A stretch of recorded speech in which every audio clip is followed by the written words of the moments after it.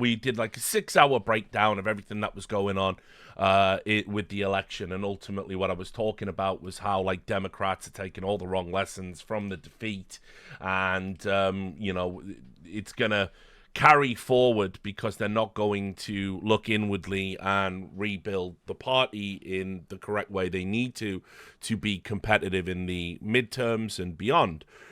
And as I said, 3 really dumb narratives have emerged that are being repeated at large, en masse, by influencers and political analysts and the mainstream media alike. And we really covered one of them in depth last night, and that is the one which is incumbents just had to lose. It kind of seems to me to be a ridiculous assertion that these independent governments all over the world, many of whom have been embroiled in scandals they didn't have to get embroiled in at all. We just have to accept blindly that the electorate within those countries are voting as some sort of global consensus that governments are bad, and that's only happening now, this time, right? Which makes zero sense. As I said, in Japan, where they're the party that usually wins has been in power for decades. The reason for it is quite specific. There's been a number of quite shocking things that have happened to the political fabric of Japan. There is no comparison between that and the terrible campaign run by Kamala Harris and the Democrats. Same for Macron's France. Same for the UK Conservatives. It's not like some sort of rejection of incumbents. It's just a reality that each of these governments that happen to be incumbents were embroiled in political scandal and not very well liked by their populace. It's as simple as that. To apply it to American politics, which is, on a good day, for the wrong reasons, its very own unique beast. You would have to go back and look through the 4 years of scandal, or 3.5 years of scandal, that the Biden administration has kind of found themselves embroiled in, the biggest scandal of which is Joe Biden being pushed over the finish line when he's not medically fit to be the president, and all the lies that were told thereafter. Then yes, obviously people are going to have a problem with the party that told those lies. It is going to come back and haunt you. One of the other narratives that has emerged is this stupid idea that Fox News and social media and Joe Rogan and Theo Von, they've all somehow conspired to deliver the election to Trump, and the left just don't have those things. Now, obviously, on its face, this is an absurd premise, because let's be clear, they had the Democrat Party had all of Hollywood. You know, they were getting like the Avengers to fucking turn out, right? And do fake Zoom calls to promote Kamala Harris. They had all of music, the music and entertainment world. Bon Jovi, Beyonce, Queen Latifah. These are just some names off the top of my head that, came out and endorsed Kamala Harris. They have most of the mainstream media, right? Like, as in the newsrooms of most news publications, papers, and online. Taylor Swift, of course, as well. Obviously a big one. And they do have huge podcasts and YouTube channels. And there's a ton of left-wing grifters that have grifted all throughout the election cycle. And we'll talk about 2 of them that really stand out to me because, again, the reason they're talking about there being no Joe Rogan of the left is because they want to occupy the space for the imaginary problem. They want to be a Joe Rogan without realizing that one of the reasons Joe Rogan is popular is that he doesn't really wear any biases he might have on his sleeve to the same degree. Like, yes, he doesn't push back on his interview subjects, but equally he doesn't sermonize over the top of them. He doesn't deliberately have guests on to be antagonistic like a lot of these other lefty podcasts do, and that's a big reason for his appeal. He's just a curious meathead, right? And people can identify with that for good or ill. So, first of all, we'll get into some of the media stuff with this. But before we even do that, I want to just show you like how the insanity sort of is continuing and people aren't realistically accepting, what's going on. Hello everyone, I'm just interrupting today's video to tell you about our sponsor, which is Incogni. Now, I'm sure many of you who are regular viewers will know that we've worked with Incogni before and they've sponsored content. But if you're new, I'm just here to tell you about what Incogni is, which is a personal data removal service. Now, I'm sure some of you will have noticed you get lots of spam emails offering you things, and you're like, why is this happening? I haven't signed up to any of this. Well, that's because there are entities called data brokers on the internet, and data brokers are companies that scrape the internet to find out any personal information they can about you. They then analyze this information and sometimes sell this data to third parties such as private businesses, insurance companies, financial institutions, even sometimes the government. And then you find yourself inundated with these offers, these emails, unavoidable spam. For people in the US, this can also include what they call people search sites, which is where personal information is available on the internet for those who pay a fee, often used by landlords or sometimes people for nefarious purposes. It can just be utilized by anyone. What Incogni does for you is it goes out and it finds where your personal data is stored, and then it asks them legally to remove them for you. This is a process which, if you were to do it as an individual, it would take up lots of your time, lots of individual emails. Incogni does it for you with a form and a click of a button. To give you an example, I remarked that I was getting lots of spam email, and I was wondering how it was happening, a little bit oblivious to the mechanics of that. I signed up to Incogni, and this will happen to you if you do the same. They sent me a report and showed me a list of every data broker that had my information, and it was over 70. And then, by filling in the form and clicking a button, they went and had all of that information removed on my behalf. What you'll get once you do that is regular updates, which will look something like this, and they will continue to do it on your behalf and continue to prevent it to happen as long as you're using the service. So if you find yourself having a cluttered email, or you're worried about your information being publicly available if you live in the US, you should sign up to Incogni. And if you do, please use my referral code, which is incogni.com/Richard. If you do that, you will get a 60% discount on Incogni, which will make it just $5.99 for the annual plan. Anyway, thanks very much for supporting the channel by doing that, and let's get back to the video. So the New York Review is a literary, publication. It reviews the arts, books, things like that, and it talks about politics because every publication in America just does that now. And they ran this article called "All Bets Are Off." And this is an interview of Joseph O'Neill. Joseph O'Neill is a political essayist and author. And so they conducted this interview via email, and they wanted to ask him, what's going on? What's going on with the Democrats? And it's like, you think, oh, okay, he gets it, but he doesn't get it. So look, a running theme in some of the essays you've written for the review is to quote the headline of an essay you wrote for us in 2020, "No More Mr. Nice Dems." This is, again, another one of the stupid narratives, that Democrats never stoop low, that they are the party of clean politics. They never, ever do anything outside of the norms. They certainly wouldn't persecute people that don't vote their way or think their way. They definitely don't do any of these things. And if you notice them doing those things, when they do those things, I'm afraid to say you're mistaken. They would never do those things. They are the good people, and the Republicans are the bad people. They are in an existential holy war for the soul of America, and that's the good side. You've seen them. You've seen Mark Hamill, right? The Democrats are the resistance, even when they're in power for years at a time, even when they've run cities for decades unopposed. They're the resistance. The Republicans are the empire, right? I don't I've never read Harry Potter or watched the movies because it's for children. But I don't know. Like,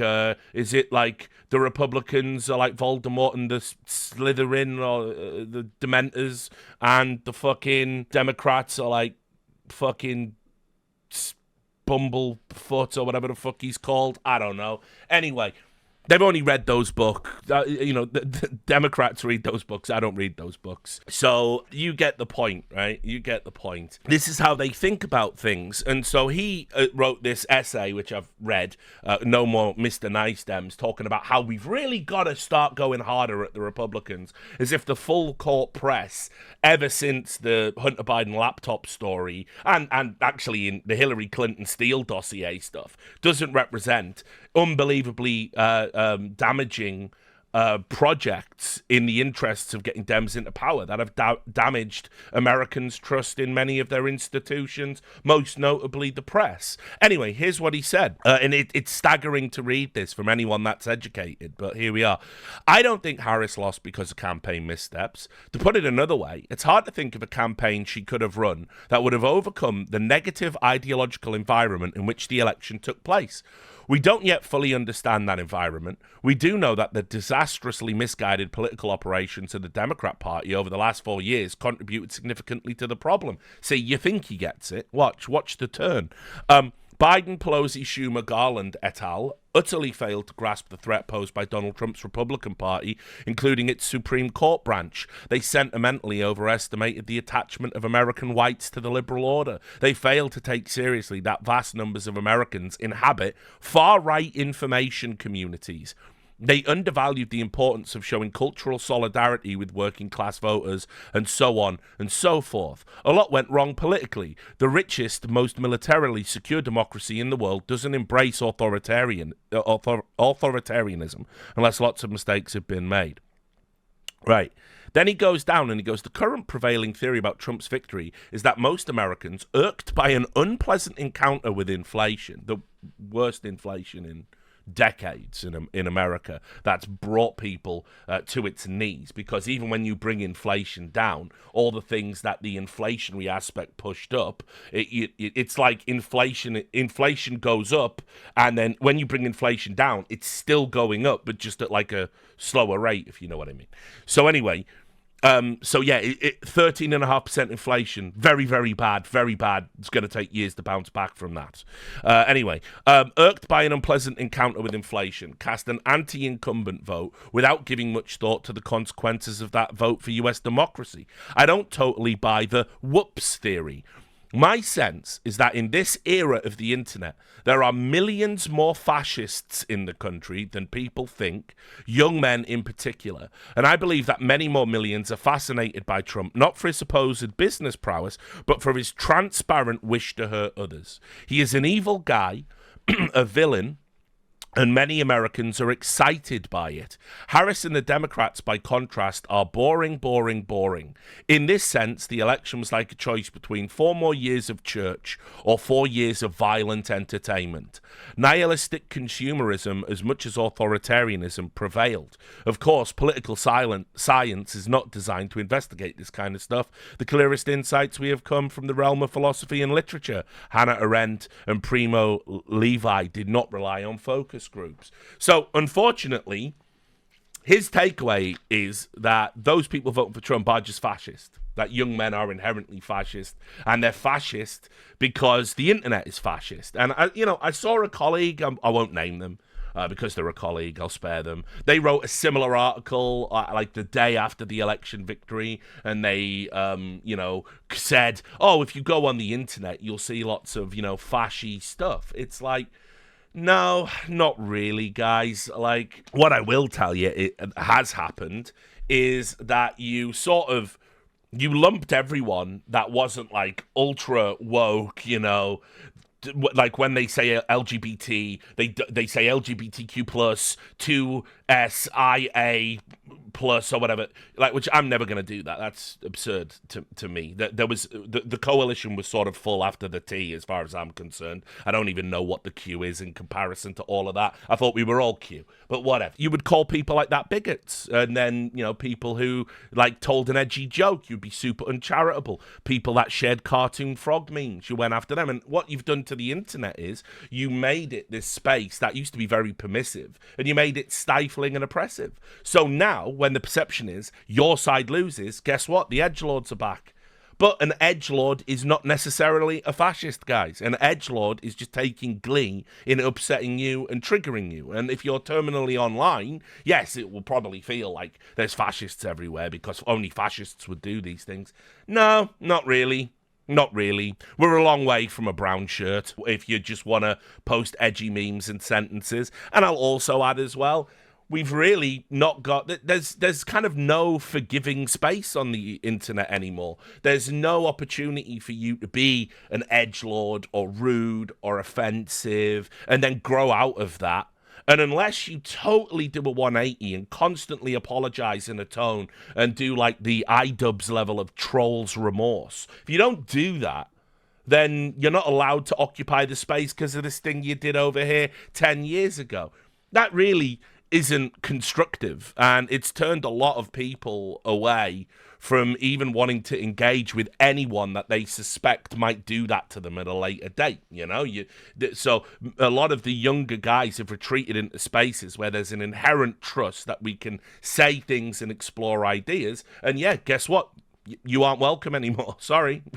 That's how that went, right? So, you know, maybe you could have listened to the people who were saying this woke scold thing isn't going to work long term. You could have listened, you chose not to, and now you're being rejected en masse by those spaces. They're not fascists, they're self-preservationists. You know, maybe there's an overlap, but it's, you know, it's a Venn diagram, not a circle. Anyway, this is the biggest issue moving forward with a lot of the Dem narrative. They believe that Joe Rogan's a fascist, Theo Von's a fascist, all the podcasting spaces are fascist, Ben Shapiro's a fascist. What they've done is they've ideologically captured the internet somehow, despite all of big tech being historically for Dems until like Elon bought Twitter, and nobody had a problem when they were suppressing stories. I mean, again, you go watch my video about the Hunter Biden laptop story, which everyone said was a nothing burger. Again, that was another day. 3,000 YouTube subscribers. Can't believe you would fall for Russian disinformation, Richard. Like, well, what about today, dickhead? Like, actually, I said that it's not as important as you think, but it's going to end up being important in the long term, and it did. It was one of the things that kind of came out that showed, yes, social media and the government are a little bit too cozy. Not a surprise to people like me. I knew that, but I think it was quite eye-opening for a lot of people who truly believed, wow, you know, like, ever since the NSA with George Bush, we've been totally free and not fucking spied on and monitored. And no, obviously the government is, of course, watching you. Not just your governments all around the world. So I'd say that was very illustrative. And it was the same over at Facebook. We've had, you know, Zuckerberg has come out now, hasn't he, and said if he could go back in time, he wouldn't listen to the Biden campaign pressuring him to censor certain stories and views across Meta and Facebook. And that's an admission that happened, which, you know, it's not great that happened. I don't think it's like unconstitutional or whatever. Remember, it was a political campaign, not the government. But I certainly don't think it's great. And I think it was a big deal to a lot of independents, right? So you can go back and watch that video about that. And I said this is where it was going to lead to, that ultimately there would be some retribution for that. And the retribution might be being eked out through Musk buying Twitter, or other people like Bezos seems to be, you know, very on board with Trump now and is changing Amazon and the Washington Post accordingly. You know, no more Siri telling you, I can't give you a good reason to vote for Trump. Here are 20 reasons to vote for Harris, and then pretending once again that it's just a glitch. It's just a glitch, just a glitch. These glitches only ever go one way, but it's just a glitch, guys. Don't worry about it. We'll fix it tomorrow, right? There's not going to be any more of that. right? And it might go too far the other way now, because that's generally how this works. And that's why it was a bad idea when your side was doing it, and it's going to be a bad idea when their side does it. Do you see? You see this tit-for-tat bullshit, and you see where it gets us? If you're not willing to maintain the consistent moral high ground, when it swings the other way and you're on the receiving end, it's the reaping and sowing meme. That's just how it goes. So, anyway, yeah, exactly. Turns out the slope was pretty slippery, guys. Who knew? Who knew? I mean, slopes by definition, kind of slippery, right?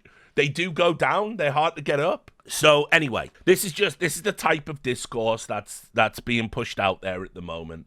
And it's just, it's insane. What we needed was a Joe Rogan. This was CNN refusing to accept that the average voter would accurately view them as a coalition men who feel angry of the left. And isolated, often forgotten in today's society. How is Trump successful at reaching them? Well, for one thing, he went on all those podcasts. These guys have a really deep emotional bond to someone like Joe Rogan, who they listen to for 3 hours a day. And voters have been saying for a decade now, Trump doesn't talk like a politician, and I feel like we haven't really taken the lesson from that. He seems natural, and he's informal, and he can go on Theo Von and talk about what it feels like to do cocaine, or at least ask about what it's like to do cocaine. And they relate to that.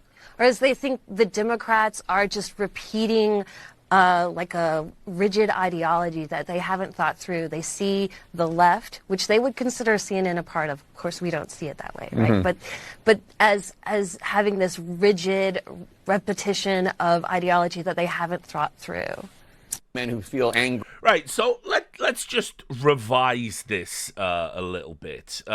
Let's be clear. The postulation is that we need a Joe Rogan on the left, right? So I'll just show you some examples of people saying this, and then I'll show you some examples of why that's patently absurd on its face. Here's Brian Stelter. Brian Stelter thinks that actually what the media should be doing is spreading more disinformation. This was his article that he put here. Trump's return to power raises serious questions about the media's credibility. And you go, oh, good.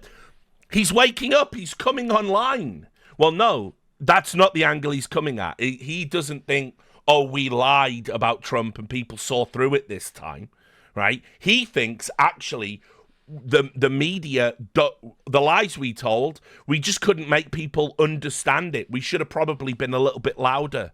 That's what he thinks. Here it is. Legacy media is officially dead. The Daily Wire podcaster Matt Walsh. Why is everyone quoting Matt Walsh? Do you know how insignificant he really is in the grand scheme of things in the American political landscape? Yeah, he's triggered like a news cycle based on one tweet. It's why are we all talking about 2 tweets now? Anyway, the legacy media is officially dead, the Daily Wire podcaster Matt Walsh wrote on X overnight. Their ability to set the narrative has been destroyed. Trump declared war on the media in 2016. Tonight he vanquished them completely. They will never be relevant again. That's wishful thinking on Walsh's part, says Brian Stelter. Tuesday's marathon election coverage was a testament to the media's relevance. But the point is that many Trump voters share his wish. They believe the national news media is a big part of what ails America. It 100% is. Not only do they distrust what they read, they often don't read it in the first place. Can anything be done to change that? A quote in a recent New York Magazine column channeled that question. The quote from an anonymous TV executive was recirculated on social media Wednesday morning. If half the country has decided that Trump is qualified to be president, that means they're not reading any of this media, and we've lost this audience completely. A Trump victory means mainstream media is dead in its current form, and the question is, what does it look like after? Dead is gross hyperbole, of course, but the comment reflected real concerns many members of the media have. A severe trust deficit exists between the Trump base and big institutional media outlets. I wonder why, guys. In a text message, a Trump campaign aide suggested the press should show more humility. That raises another question. Do major networks and publications have enough columnists and commenters who reflect the Trump's majority views? Maybe we have a point, the aide remarked. Maybe misinformation is a lazy word that was never applied to press coverage of Biden's health or the border. Maybe offensive things aren't offensive to most. The mainstream media has held less clout every 4 years, said Semaphore's Dave Weigel on Wednesday morning. On Harris-friendly cable news, ex-Republicans broadcast their horror at who Trump was and what he'd done. In the new social media and podcasts favored by Republicans, all of that was whining, disconnected from what voters really cared about. If history is any guide, Trump is never, ever satisfied with news coverage. He always wants a more pliant, propagandistic media. He even complains about Fox News on a regular basis, despite the network's overwhelming support for him. By the way, in the last time this was polled, and I think it was like by Harvard or Yale, it was one of the big universities, they looked at the balance of news networks for negative stories about Trump and positive stories about Trump. And Fox was 54% positive to 46% negative, or thereabouts. Everyone else overwhelmingly negative, with the worst network being MSNBC, where it was 92-8, right? So they still don't get it. They think, we just got to keep saying the same thing, but maybe be more likable or relatable. No, it's what you're doing. It's what you're saying. It's that your bias is so inherent, and yet you LARP as not being biased. I think the average American doesn't have a problem with bias in news. In fact, I would go so far as to say they welcome it based on their appetites. But you've got to own it, and that's the key difference. You know when you turn on Fox exactly what you're going to say, and they're absolutely brazen about it. The problem is the American news landscape. Everyone is Fox News now. And yet they pretend not to be. And that turns people off. It really does. Anyway, Trump's re-election portends a new period of hostility with major media outlets that strive for impartiality, as well as partisan outlets that oppose him. This raises another set of questions. Will the Trump administration turn his words against the press into actions? Will he move to revoke licenses for TV stations, as he has suggested more than a dozen times this year? Will he limit press access to the White House, barring reports he doesn't like? Further, will media outlets engage in self-censoring to appease Trump? And if so, how will readers and viewers who oppose Trump react? Right, so a little history lesson, by the way, for those that probably don't know this. The Press Freedom Index is like a measure of how free the press is to report about the government without, oppression. It's like, it's one of these metrics by which you look at how sort of dictatorial a regime is or a country is, right? The Press Freedom Index was lower in the Obama years. And people seem to forget that Barack Obama wanted to have a total ban on Fox News, right? I've talked about this before. Barack Obama wanted to ban Fox News from having access to the White House. What was interesting about this story at the time was all the other networks like CNN and, NBC and these other networks, they filed an amicus brief with Fox to say absolutely not, right? They were on the side of a free press. Do you think that would happen today?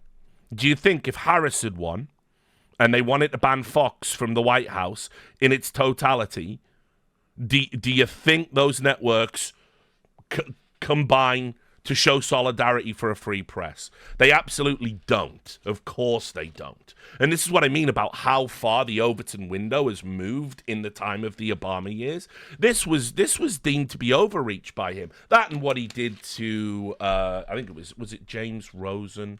Was the journalist. Yeah, this is another thing that happened in the good old Obama years, right? So just to, again, give you the history lesson. This was James Rosen. James Rosen was a Fox News reporter where the Obama administration investigated him by misusing laws, I should say, around terrorism and spying to basically spy and persecute a Fox News journalist that wasn't very flattering about the Obama administration. You can see here the Justice Department named Fox News chief Washington correspondent James Rosen, at the very least, either as an aider, abettor, and or co-conspirator in a 2010 espionage case against State Department Security Advisor Stephen Yin Woo Kim. And this was, Kim had been handing over classified government reports about North Korea, and he was a whistleblower, essentially. And so Biden used this to make out that Rosen was actually working with a foreign government, and then they spied on him to see everything he was getting, all of his sources, all of the information. This is the thing, by the way, that last time I brought this up on a stream, somebody came into the stream and said, you don't know what you're talking about. Trump is far worse for journalists than any other president ever. And I'm like, I remember the Bush years and I remember the Obama years, and I was actively writing about stuff like this at that time. So again, this fear, this nascent fear about Trump somehow going further than any other president, let me know when he's done something like this, and then we'll talk. I shouldn't even have to remind everybody about Julian Assange. Julian Assange, the things they did to him as a journalist, it's an absolute disgrace. It's a disgrace that Trump doesn't pardon him. It's an absolute disgrace. WikiLeaks was never wrong, never published false information, and because it was inconvenient to the American government, all of these mysterious things start happening to Julian Assange, including, allegations of sexual assault and things like this. He had to hide in a fucking embassy. He gets extradited. He's in solitary confinement. This guy's entire life was destroyed for what he did. And just because people are so embroiled in fucking Russiagate and their brains are totally fucking mush, they're like, but he helped Trump win in 2016 because Putin manipulated him and he wanted Trump to win. And, Trump had never been in government. That was why he wasn't in WikiLeaks, you fucking melt. Right? He could have just as easily been in there if he was a career politician. The cables he published showed human fucking, rights violations and war crimes perpetrated by the American government, among other things. So, absolutely crazy. So, again, miss me with the concern about press freedoms, Brian Stelter. Because when it's people you don't like, you're fine with journalists being persecuted. Let's just get Jim Acosta out there so he can fucking, pose again, write his book about how it's a tough time to be a journalist in America and LARP about like he's covering Mexican cartels. Ma'am, no, it's my microphone, ma'am. Ma'am, can I have a microphone, ma'am? Actually assaulted a fucking intern in front of everyone because he wouldn't give up a microphone, and then complained about having his press access revoked. That was his idea of, it's a dark time in America. Get him the fuck out. He's a disgrace to journalism. By the way, everyone else in the Washington Press Corps, I know this from talking to some right-wing journalists that are still kind of friendly with me and some independents at blogs that get called right-wing, but they're not. They said, when we got Washington Access, everyone was so sick of Jim Acosta. He would fucking stand up and he would just be a belligerent blowhard, shouting over people. He was just a fucking loser, Anyway, let's get back to the misinformation pipeline, right? Because remember as well, this is the one, if you only remember one phrase from this stream, this YouTube video or whatever, just remember that the mainstream media, they don't care about misinformation or disinformation. They only care about who gets to peddle it. That's the game, right? So here's Aaron fucking Rupar of all people. If you don't know who Aaron Rupar is, I would never push for deplatforming people unless I thought they were actually fucking, doing something dangerous and detrimental. This piece of shit was the sole reason that people were running with the Liz Cheney story. It was his deceptively edited video that was being shared by politicians, including Liz Cheney herself. All he does is take videos, cut them so they're divorced from context, present them with his own commentary, and then every single time, if you just play the full clip, if you go a minute longer in either direction, the context becomes clear. This guy is the bloodbath guy. This guy's the Liz Cheney guy. He's a fucking joke. It's actually become a meme in media where if a clip is deceptively edited, they just call it Rupard. That's what he's done. He used to work for Media Matters for America. He's never been a serious, credible journalist ever at any point in his career. Yet look at this guy. He's got nearly 1 million followers. If you want to heal America, he's got to go. You got to deplatform him. You have to fucking get him off Twitter, because every time he shares these videos, it whips people up into a frenzy. I would never say to deplatform anyone else, but he knows what he's doing, and he's done it for years, right? So, anyway, he had the audacity to share a Salon article saying the problem is most people simply do not absorb quality information. Instead, increasing numbers have a media diet that is mostly a bunch of lies, conspiracy theories, and irrelevant diatribes that right-wing propagandists use to deceive people. It's like the level of irony there, that's the quote that he snipped out of the article, is fucking crazy. And this is another reason, by the way, when people are talking about Musk, we might get into that on this stream. It's like, Musk hasn't banned this guy. And if you care about quality of information, this is the guy that, like, Community Notes was invented for, essentially. So, this is the Salon article, America's political discordance, the Trump voters who want progressivism. Trump voters backed abortion, minimum wage, and family leave, but don't get that Project 2025 would take it away. By the way, there's going to be a Project 2025 meltdown right now because they've just appointed that dude as the border czar. And he contributed, like, some quotes to, like, the Heritage Foundation for the Project 2025 immigration thing. So that's happening now, right? They're going to say, look, he's been appointed. They're going to overlook the fact that he had like 30 years of experience at the border. He went toe-to-toe in all of those committees. You've probably seen the clip of him with AOC. You've probably seen the clip of him where he's nearly breaking down about the time at the border. He held a fucking dying 5-year-old or a dead 5-year-old and said a prayer for them because he knew that they'd been abused and they had a horrible last 30 minutes of life. You probably know that guy, but they're going to ignore all of that and say it's a Project 2025 thing. So just get ready. So fucking tired of it. But anyway, the problem wasn't Democrat policy or messaging. It's ignorance. As Heather Digby Parton wrote at Salon on Wednesday, people backed Trump's aesthetics and attitudes, but knew nothing about his policies. We know this isn't true from exit polling data, but whatever. Before the election, Catherine Rampell and Yu Zhu at the Washington Post polled voters about policies without revealing which candidate proposed them. Harris's were far more popular. Even Trump voters generally liked her ideas more as long as they knew they weren't hers. They talked about this a lot. This blind poll that they did at the Washington Post, where they proposed some things where it was like, yeah, should women be allowed to have abortions? And they went, yeah. And they went, that's a Harris policy. And they were like, well, I'm voting for Trump. And they went, yeah, well, that's a Harris policy. And they went, well, I'm still voting for Trump. And they went, see? They love the policies. Right. If they love the policies but vote the other way, is it the messaging?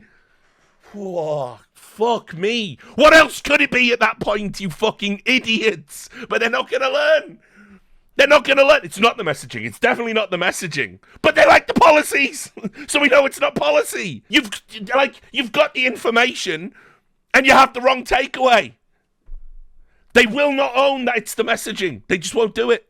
It's mind-blowing. This is the start of the quote, right? A study released by Pew Research in September showed people were exponentially more likely to get news from social media detritus than legitimate news outlets. And those results almost certainly downplay the ratio of nonsense to real news, since most people taking the poll won't want to admit that they mostly scroll TikTok all day and haven't read an actual article in aeons. Looking at newspaper sales and news site traffic, we can see that consumption of reality-based news is plummeting.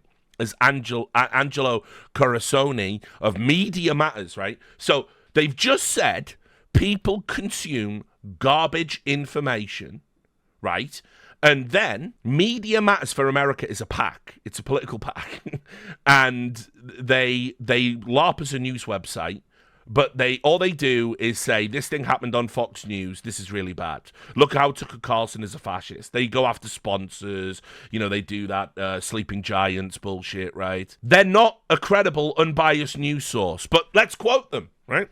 And it was on MSNBC. We have a country that is pickled in right-wing misinformation and rage. Political organisers and pundits don't want to face that because it is such a massive, hard-to-wrangle problem. So they critique democratic messaging that no one hears. They try to figure out if there are rational reasons people worry about immigration or fail to notice improvements in the economy. But what has changed profoundly in our society and also explains the shift worldwide is the explosion of social media and the dramatic shift towards an all-propaganda media diet for so many people. Did you miss the part where you control Democrat-friendly operatives control all of social media? Reddit, entirely astroturfed, starting with the Hillary Clinton campaign. Literally, politics used to be a 50-50 split in 2014, 2015. I remember, I was there. Absolutely isn't now. It is all vehemently anti-Trump stuff. If anyone posts an article from Fox, unless it's to laugh at it, it gets deleted. All of the power moderators, all one way ideologically, they delete it. There was one subreddit in favor of Donald Trump, and even though we had Antifa subreddits saying they wanted to kill police, and we had moderators deleting calls for blood transfusions after the Pulse nightclub shooting because people were identifying where the shooting was, what the shooting was, and they were worried that the shooter might be a Muslim, so they were deleting all the information, including blood transfusion.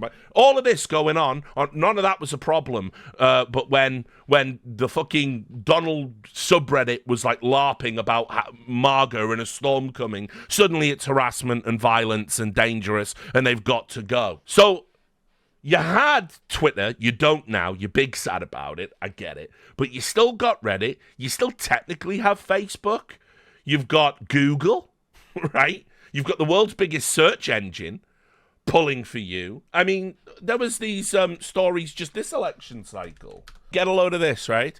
So everyone was losing their shit. Oh, they're trying to steal the election again, said the rightoids. Because when you Googled, where can I vote for Harris, it gave you the nearest polling centers. When it said, where can I vote for Trump, it would give you garbage information. And Google explained this, right? And by the way, this is a fact check where they don't say it's a lie. They say it's missing context, which means it's true, but let us give you an excuse for why it's true.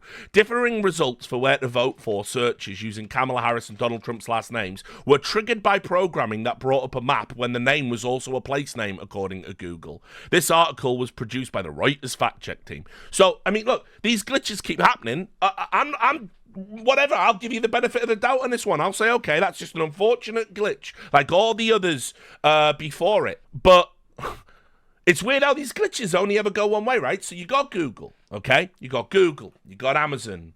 You had Amazon. You've got all of the press. You've got Facebook. You had Facebook. You've got all of these fake Twitter things. You've got YouTube, ultimately. You had YouTube. I don't know if you still do. You had a landscape pretty much where you were the dominant cultural influence. And we're here.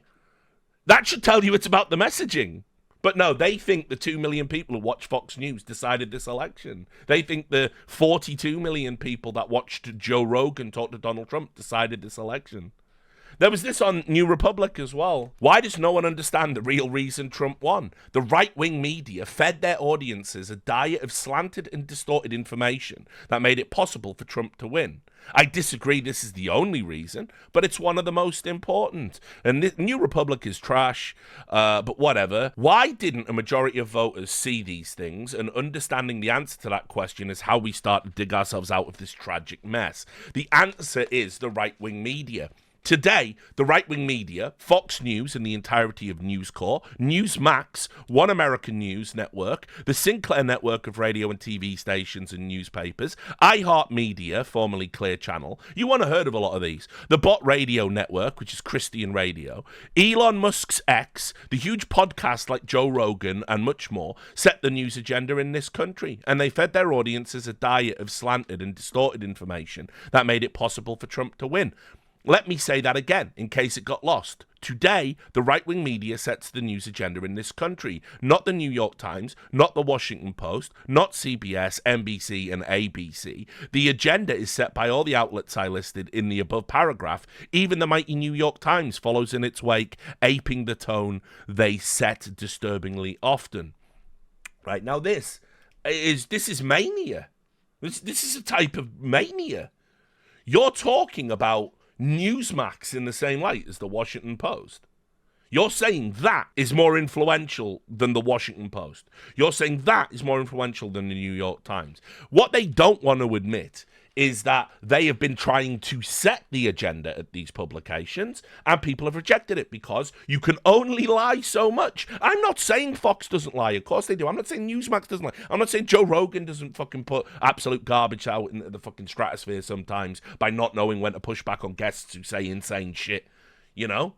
I'm not saying that. What I am saying is, though, that if you pose as we are where you come for truth, an absolute truth, and then you get caught lying once, twice, 3 times, 10 times, 20 times, 30 times, 4 years, 8 years, 10 years. What do you think happens? Do you think people go, they told me they're telling the truth, and they're lying to me all of the fucking time on an endless loop, all in service of their political party? I can't remember the last time Joe Rogan told me a lie. But then again, it doesn't matter. Joe Rogan never pledged to tell me the truth. I like Joe Rogan better. Do you think maybe there's something like that going on, guys? Do you think maybe some introspection could kind of be just a little bit necessary at this point? But no, they're not going to do it. Instead, they're going to LARP like there isn't a Joe Rogan of the left. Taylor, right, I mean, put it this way. Let me just add to this, right? This is another thing. Do you know why they went with the Liz Cheney story? The absolute bullshit Liz Cheney story that he called for a fucking firing squad for her. You know why they did that? Because they had a jobs report that came out, and the jobs report wasn't favorable for Kamala Harris. And so what they had to do was, we need something else. We need something else to dominate the news cycle. What have we got? Hey, look at this Aaron Rupar deceptively edited video that Liz Cheney's tweeting out. Here it is. Shock US jobs data could not have come at a worse time for Kamala Harris. With 4 days until polling day, some will recall how in 1970, poor trade figures swung the UK's general election. The report was at a loss to explain why the world's biggest economy added only 12,000 new jobs in October. The last month, 2 severe hurricanes, Helene and Milton, hit the US. The temporary layoffs caused by the disruption led to an estimated 20,000 to 50,000 drop in payrolled employees. Manufacturing employment fell by 46,000, with most of the drop the result of a strike at the aerospace giant Boeing. But that will come as little comfort to the Harris camp in a knife-edge race for the White House. They didn't want this to dominate the news cycle. And so they went with the Liz Cheney shit instead. That's what you got. Liz Cheney, Trump's violent. Trump's going to fucking kill his political opponents. Check out the dates. 1st of November, jobs report. 1st of November. The clip I showed you. Arizona prosecutor investigating Trump for saying Cheney should face gunfire. It's not hard to put this stuff together. I don't want to hear about, you see all these shitlibs talking about media literacy. Can you not see what is happening here? Is it not brazenly obvious to you? Because if it isn't, you shouldn't be talking about politics. You're going to go off half-cock and misinform a bunch of people. Because Trump absolutely did not say Liz Cheney should be before a firing squad. He absolutely did not 100% unequivocally say that. And I guarantee something's going to happen where we're going to get all in a tizzy about it, because Trump is going to do something crazy, or, maybe not crazy, but I mean, I would back crazy, frankly, but he's going to do something that, like, people don't like, the shitlibs don't like. I mean, like, this, by the way, he made an appointment. I'm very concerned about Stephen Miller being back in his cabinet. I think that guy's a piece of shit. But they're going to do something. He's going to do something he didn't like. They don't like. He's going to prosecute someone or something like that. Like they did to him. Again, that slippery slope. And people are going to say, well, he did say that he wanted to kill Liz Cheney. If I were her, I'd fear for my life. We're all going to, it doesn't matter that it didn't happen. And then those same people are going to say to you, man, we live in a post-truth world. Isn't it a shame? People see through it now, guys. And we see through it because social media. And so what do you think people trust?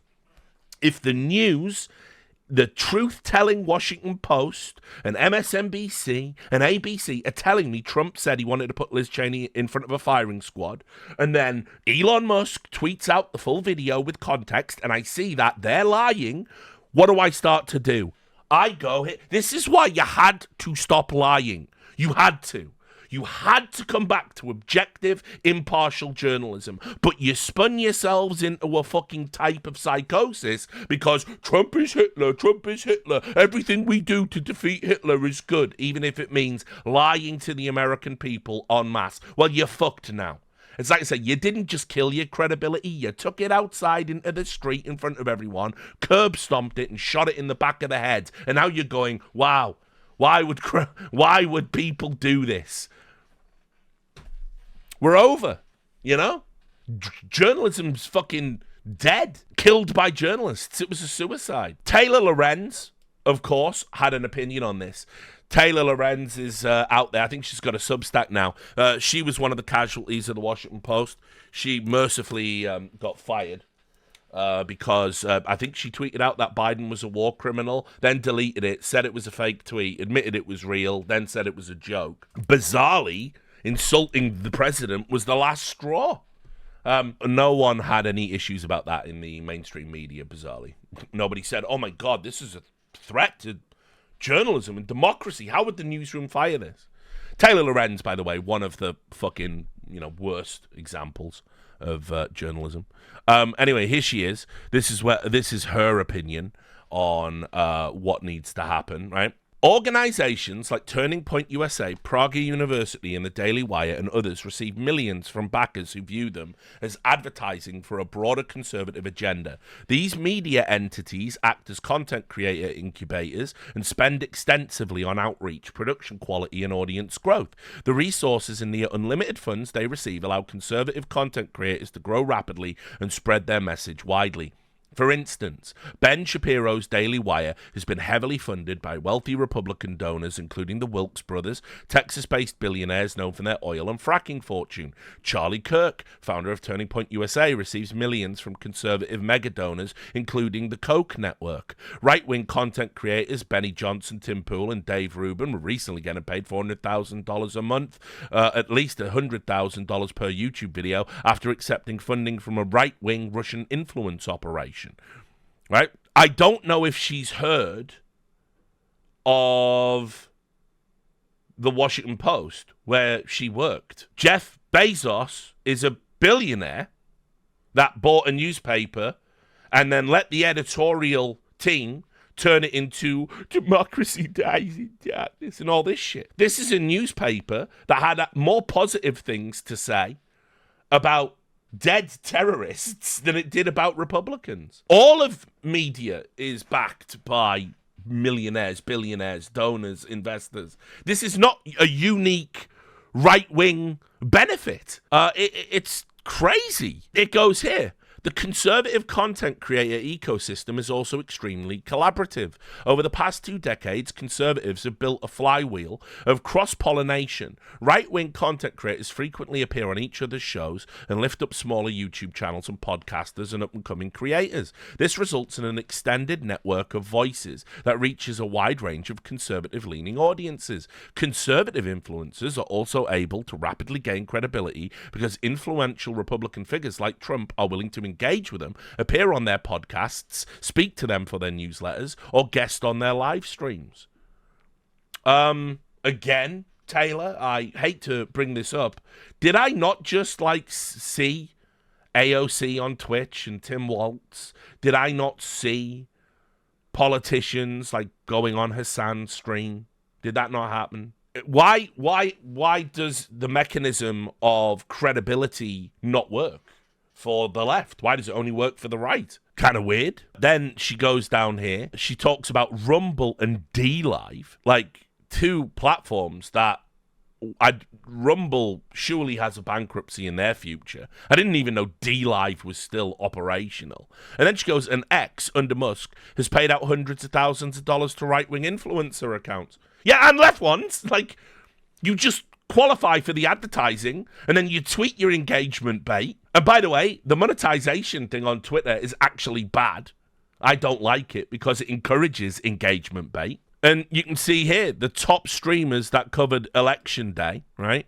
It's like, I mean, first of all, Asmongold is on there, and she's implying he's right wing. So the question again has to become, why would someone want to watch Steven Crowder over a left wing equivalent? Why would someone want to do that? And that's not the question they're willing to answer. What they're going to do, instead of messaging, is they're going to say, oh, all this right-wing money, this is too much of it. We can't build anything. Well, and as I said, the entire premise of this article is that there'll never be a Joe Rogan, or they'll never build their own Joe Rogan. This is from this, like, manic tweet from Eli Mistel, who is the journalist that lied about being called the N-word on voice chat in Hearthstone, and then had to admit publicly, oh no, I joined a Discord and someone called it me, right? And then it's like, yeah, this just didn't happen, you're a liar. People saying Harris should have done Joe Rogan are missing the point. That wouldn't have helped her. Liberals need to build their own Joe Rogan, somebody who can speak to the people he speaks to without being a guy who wants to kiss ass to billionaires like Elon Musk. Well, right, let's analyze this. Let's analyze the Joe Rogan claims. Joe Rogan, right, was in the left coalition, right? Let's be clear about who Joe Rogan is. Joe Rogan is an anti-establishment, dope-smoking meathead who believes in UFOs and multiple conspiracy theories. I'm just saying this is who he was. I'm not saying it's who he is, right? Now, maybe he has had a radical shift in his politics. The only thing that would qualify him as not being a traditional hippie, for want of a better term, is he loves combat sports, right? He loves combat sports. And the Joe Rogan podcast, if you start back in the day, right, it used to be just him and his buddies. No one had a podcast at the time. Podcast was a relatively new term in the media landscape. And he committed to it. He'd been in TV. He didn't like it. I think he had got the idea from Tom Green, historically. Tom Green was one of the very early podcasts as you know them now. Tom Green kind of saw the future on that. That's the comedian Tom Green. And anyway, Joe Rogan committed to it. And those early podcasts are a mess. They're like saying crazy shit, N-words flying everywhere, hard R's and all, all that stuff. They're all high, they're all doing drugs, they're all talking about UFOs. It's just like mania, it's just insane. And eventually it became a place where he would bring on interesting guests and essentially do not an interview, but just a conversation about their ideas. And then as Joe Rogan got more and more into comedy, it was a hotbed for bringing comedians in. And over time, it became the biggest podcast. But Joe Rogan hadn't fundamentally changed who he was. Now I'm going to show you some historic moments that maybe were a problem. And why does Joe Rogan not endorse Harris when he's been a liberal his entire life? Well, let's get to that. When he got the Spotify deal, okay, everyone was super pissed off because it was during the pandemic and people were so pissed off that Joe Rogan was saying, yeah, this virus is a little bit weird, isn't it? And I don't want the vaccine, right? Which was, by the way, initially a mainstream Democrat position. Kamala Harris herself said, I wouldn't get a Trump vaccine, right? So, how times change. And people just didn't like that Joe Rogan now was the number one podcast. And he was on Spotify. He'd been paid like a fucking $100 million or whatever the fuck to do it. And so they constantly tried to cancel him over everything he said, right? And they were like, no, people get their news from you, even though that makes them the idiots. We must cancel you. There was musicians doing crazy shit. Like, look, right? This is like the LA Times here, giving you like a list. All of these artists that left Spotify because of the Joe Rogan deal, right? They took their music off Spotify, and here it is, right? Oh, you must cut ties with him. He fuels conspiracy theories about COVID-19 treatments and vaccines. His problem here was he platformed someone that just said he thought the vaccine was dangerous. So all of this was going on. Do you think this helped Joe Rogan come into the coalition? That you had a complete meltdown about just hearing a difference of opinion? Essentially telling him who he can and can't talk to on a podcast that's always been notoriously free? Or because you're having a tantrum about getting a $100 million Spotify deal? Right? Probably not a good idea. What else did you do? They went through... They clipped from those early days, every time him or a guest said the N-word, made a 12-minute supercut, and it was like, again, those sleeping giants type people, and they were sending it out to sponsors and Spotify and saying, boycott it. Look, he said the N-word in like 2003, when people just routinely did do that because the zeitgeist was, the word has no power, it's a silly word, let's just fucking move on. Same with all of the slurs. So they did that. The net result of that, Spotify removed 70 episodes of Joe Rogan Experience. Host apologizes for using the N-word. He had to come out and say, look, man, we were just fucking shooting the shit. It was a comedy podcast. It was a long time ago. I totally apologize for anyone I've offended. They pulled, but Spotify pulled 70 episodes. Now, also, they didn't just pull episodes where he said the N-word. They pulled episodes with controversial guests like Gavin McInnes, because remember, he's an insurrectionist now. Milo Yiannopoulos, that one went, right? So Spotify memory hold just whole episodes. Now, I don't think Joe Rogan liked that very much. I think that probably upset him just a little bit. Like, I would be upset if entire episodes of my work had to be disappeared because someone else who appeared on it was an asshole. You know, like, I've interviewed Ian Miles Chong on a podcast, for fuck's sake.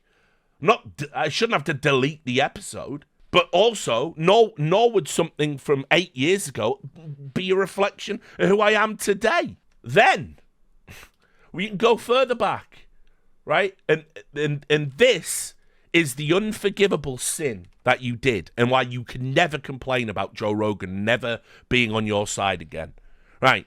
Bernie Sanders in 2020. Joe Rogan said he would vote for Bernie Sanders. You know, big bad right-wing, Putin adjacent Joe Rogan, right? Back when he only had 7 million YouTube subscribers as well. So it wasn't even as consequential as an official endorsement of Trump would be today. So Bernie Sanders faces ire over Joe Rogan endorsement. Democratic presidential candidate Bernie Sanders is facing a backlash after he touted a thumbs up from a podcast host loathed by many liberals. Loathed? You loathe him? Oh, right. Well, if you loathe him, liberals... I know, shut the fuck up. I hope he never platforms you again. You had your chance. You had your opportunity. This is the shit you traffic in. Go fuck yourself. That's the only thing he never needs to say from now on. No. Right? Mr. Rogan has previously drawn criticism for making what some consider sexist and transphobic comments. Now, this was, by the way, when Joe Rogan had said he doesn't think biological males should compete in combat sports against biological females. He said he thinks that's the one arena where he doesn't think the trans women, biological women issue can mesh.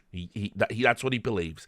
And he said that predicated on an incident involving Fallon Fox. Fallon Fox is not even a particularly good fighter, but Fallon Fox had one fight. Fallon Fox is a trans woman that transitioned late in life, and she attacked a biological woman in the ring, right? And it was so brutal, a one-sided affair, the biological woman had like a fractured skull. And Joe Rogan always uses this as his go-to example, right? And there's many people, and by the way, it's probably against Twitch TOS to even say if you agree with that, right? But there are many people in the world that agree with that take. It's probably the majority opinion. I found that out when I wrote the article defending the Algerian boxer in the Olympics and said, look at all this culture war slop that spilled over into the Olympics. Do you think it's bad, by the way, that most platforms would ban you for saying you agree with that opinion? Do you think that's helpful? Do you think instead of having a conversation about, statistics and science and biological realities with qualified people, come round a table, try and find a consensus? You can't do that on any of these platforms, okay? I don't think that's helpful for America or anywhere else. Right? So anyway, why would Bernie Sanders accept an endorsement from a transphobe? That's what they went with, right? Here we go. Bernie Sanders accepting an endorsement from Joe Rogan is serious enough to make me reconsider supporting him in the primary. Rogan is a transphobic, I think that's cunt. Transphobia kills. This is a huge fucking deal to me, right? So when he endorsed the left, because he held an opinion that wasn't dogmatic to the new Democratic Party. By the way, again, stupid that this is such a big issue in America, right? It's a very fringe concern. You said, no. You attacked Bernie Sanders, the guy you want to lead this political revolution for leftists in America. Pressured Bernie Sanders to reject the endorsement. By the way, wasn't even an endorsement. Joe Rogan said if I was voting for anyone, I'd vote for Bernie Sanders. And now, guess what? Fast forward 4 years, he's voting for Trump. Congratulations. In your parlance, you radicalized him.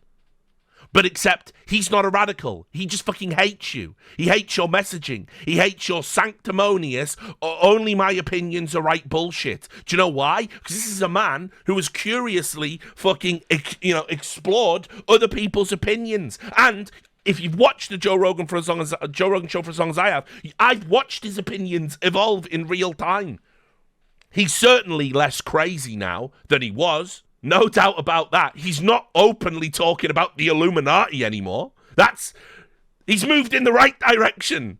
But you think he's moved in the far right direction. You just won't learn. Fuck Joe Rogan, fuck Joe Rogan, fuck Joe Rogan. Joe Rogan turns around, fuck you. Why do we not have a Joe Rogan on the left? You had him, you fucking idiots. He was all yours. All you had to do was just be like, well, look, Joe, I disagree with that opinion, and here's why it could be transphobic. And actually, if you look at the statistics, on average, Fallon Fox's career, she didn't even win all that much, and actually, there's not a lot of injuries that are sustained, and no. That's like a fringe case, Joe.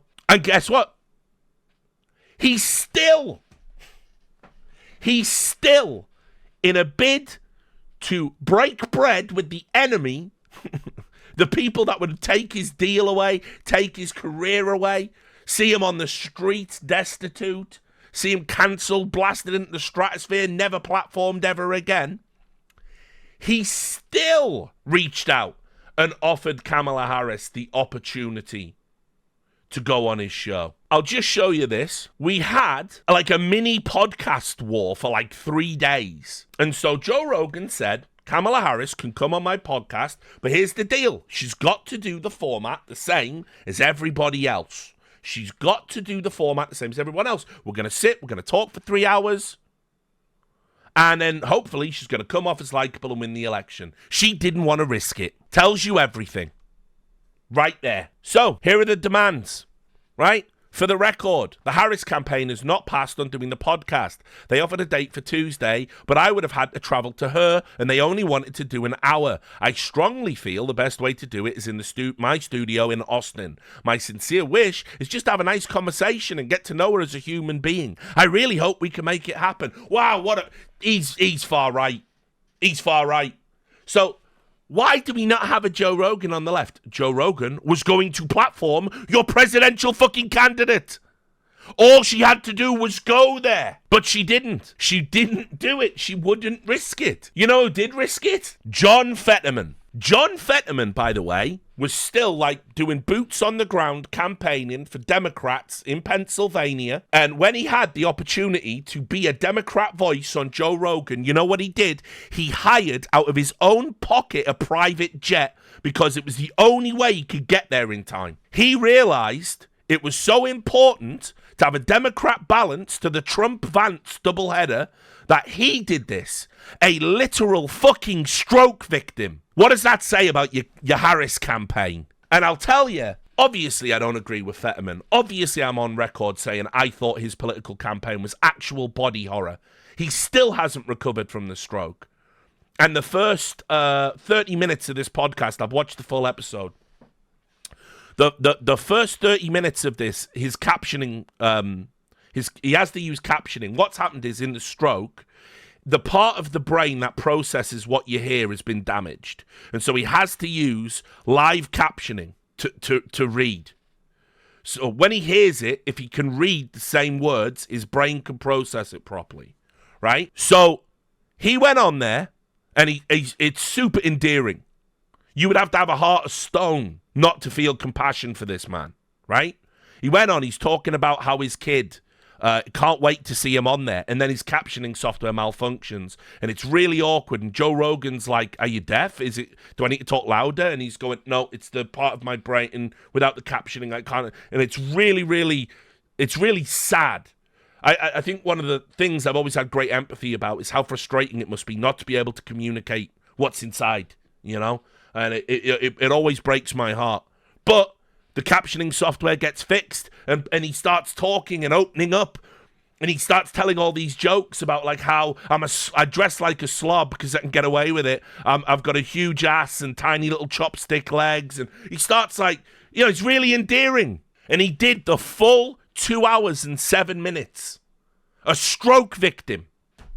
And Kamala Harris would only commit for 1 hour and then didn't do it anyway. You have to ask, you know, how badly she wanted to win. But it's okay, because she did do some podcasts. She went on the Call Her Daddy podcast, which I'll also add, this is the type of thing you should just be doing anyway. If you're in politics now, particularly in America, you should be engaging with all of these podcasts. It's the new media. Yes, you should be on these podcasts. I saw a bunch of rightoids complaining about this. No, she actually talked about, you know, being an adoptive parent and all this other cool stuff. This is the most likable Kamala seemed on the campaign. I watched this podcast. I watched this episode. By the way, just also another little interesting thing. You know where this podcast got popular before they split like a few years ago? It was Barstool. It was Dave Portnoy. The other piece of shit, asshole, right-winger, misogynist. It's like, if you take risks on your content and you just commit to a vision, you can build really cool, important shit. They'll never learn. This was the clip as well. She went on the Breakfast Club with Charlemagne. Dagod. Let me get this. What is your strong push to any black man right now that feels like you're not speaking directly to them and about the things that they should care about for their families and for themselves? Well, Lauren, I have to tell you, back to what Charlemagne is shouting in the background, the brothers aren't saying that. The brothers, this is what I'm talking. The pandering that went on when she did make the appearances, and it's like, it's just ick. It's just inauthentic. This is why 3 hours on Rogan would have been fucking great. Would have been really good, as I said. By the way, if you've got any doubts about like Kamala's ability to be authentic, I would urge you, watch that Call Her Daddy podcast. It's like she's a different person, I swear. And it's mental. But yet she wouldn't risk Rogan because the stakes were too high and the audience is too big. Oh, there was also this. They did hit pieces on Rogan, right? Here's New Republic. Again, absolute trash. Responding to rumors on both sides of the aisle, the podcast host took to X in the wee hours of Tuesday morning to clear up some confusion about why his proposed interview with Vice President Harris hasn't materialized. TLDR, he'll only speak with Harris on his terms. Yeah. It's his show. It's his podcast. You don't have a right to it. He doesn't have to platform you on your terms. That's how it works. Why can't we have a Joe Rogan on the left? Because this is how you behave. Here was the article they wrote off the back of this. Joe Rogan offers pitiful defense for why he won't interview Harris. He doesn't have to offer any defense, pitiful or otherwise. He is an independent media figure who runs a popular internet show. His guests are his own. Remember as well, this is the guy who historically had said repeatedly, I do not want to platform Trump. I do not want to help Trump. I would not vote for Trump. I would vote for Bernie. He said all these things. And yet here we are in 2024 because of you assholes, and he not only is he voting Trump, he's endorsing him. He's never endorsed a political candidate before. You did this. It's this garbage. It's this garbage. And now you're going, we need a Joe Rogan on the left. You had the Joe Rogan. You had him in the palm of your hand. All you had to do was just not be fucking psychos. That was it. All that is necessary for Democrats to succeed is not be psychotic in their self-righteous smugness. It is that easy, guys. Every election, forever and ever and ever, if you can just resist talking down to minorities and talking down to working class people and Rust Belt people and your fellow Republican voters and Christians. And you can't do it. You won't do it. You believe you have a right to do it. And all the platforms must be for you, and all of media must be for you. And nothing else that deviates must ever be heard or said, even with the lights out, even with the fucking blanket over your head. It has to go the way you want all of the time. It is insane, your demands. And this is why you lost. And this is why you will keep losing until you change your messaging and your attitudes. Yeah. White men suck, men suck, men suck. Help, help, we need your votes. Like, it's so basic. It's so basic and so obvious. I just cannot believe it. We must build our own Joe Rogan. Holy shit. This was another one as well. Let me get you this, just to show you. This wasn't like a one-off, by the way. This was Unpopulist magazine decided to chip in. Joe Rogan, whose appetite for conspiracy theories is insatiable, has become a political kingmaker instead of being laughed out of court. But that's populism for you. Joe Rogan is such a kingmaker. When he endorsed Bernie Sanders, it ended his campaign. He's a kingmaker. They don't get it. They never get it. Also, when J.D. Vance appeared on the podcast, right? Because remember, they did a double whammy. Look at the framing. Joe Rogan, whose podcast is especially popular among young men, will interview Senator J.D. Vance on Wednesday. I don't know. Yeah, it's popular with young men. Do you think your candidate should maybe go there then? Oh, no. You've lost the young men demographic. How could this possibly happen? It's like I say, I'm convinced that the Democratic strategists and their mouthpieces in the media are actually retarded. Like, I mean, you know, it is insane. The message that they are putting out in this landslide defeat. Now, also, by the way, it's not a landslide. It's actually not a landslide either anymore. You can't say that anymore. Well, actually, if you look at the margins, it's a lot closer than you think, Billy. They just don't get it. So, here's what I'm going to do now. We're going to take a sidebar. And the sidebar is this. Why are there no conservative voices in the media to help balance things out, right? Remember, the premise is right-wing media has been is more powerful than all of left-wing media put together. And it's been captured by Trump populists. And that's what everyone is listening to in America, right? Actually, the 2 million people that watch Fox News daily, they're the people that have decided this election somehow. And if only we had an equivalent news network. Right? If only we had an equivalent of Fox. If only we had an equivalent of Joe Rogan. Let's go over some notable bits and pieces, right? Let's have a trip down memory lane. The New York Times, right? They dared to publish an opinion piece by a Republican congressman, right? They dared to do it. This is what they ran. The New York Times opinion. It was by Tom Cotton. This is in 2020. It was when the riots were happening, right? The George Floyd riots. And George Floyd protests that sometimes became riots, I guess is a more realistic framing. But anyway, there were a number of riots. A number of the protests got out of control. There was a lot of damage done to a lot of cities during that time, obviously as well. I get it. You know, that video is deeply disturbing, and nobody deserves to be extrajudicially killed by police officers. So I understand why people mobilized and took to the streets. It was the same thing that happened with Rodney King, and you can understand why this would foment and occur. Now, that being said, there was damage done to properties, there was violence, there was, people died, there was, a lot, and this was going on, across America. And so Tom Cotton said, we have to send in the troops. By the way, I don't agree with that. Irrelevant. It's an opinion, right? It's his opinion. And the New York Times published this. He said Donald Trump should send in the troops and should... try and restore calm. Of course, if he'd done that, it would have been the fucking end of the world. So it's good that he didn't in the end, and like calmer heads prevailed. Not to excuse anything that occurred, because, you know, I support peaceful protest. When protests spill over into riots and violence and destruction, I'm kind of not about that.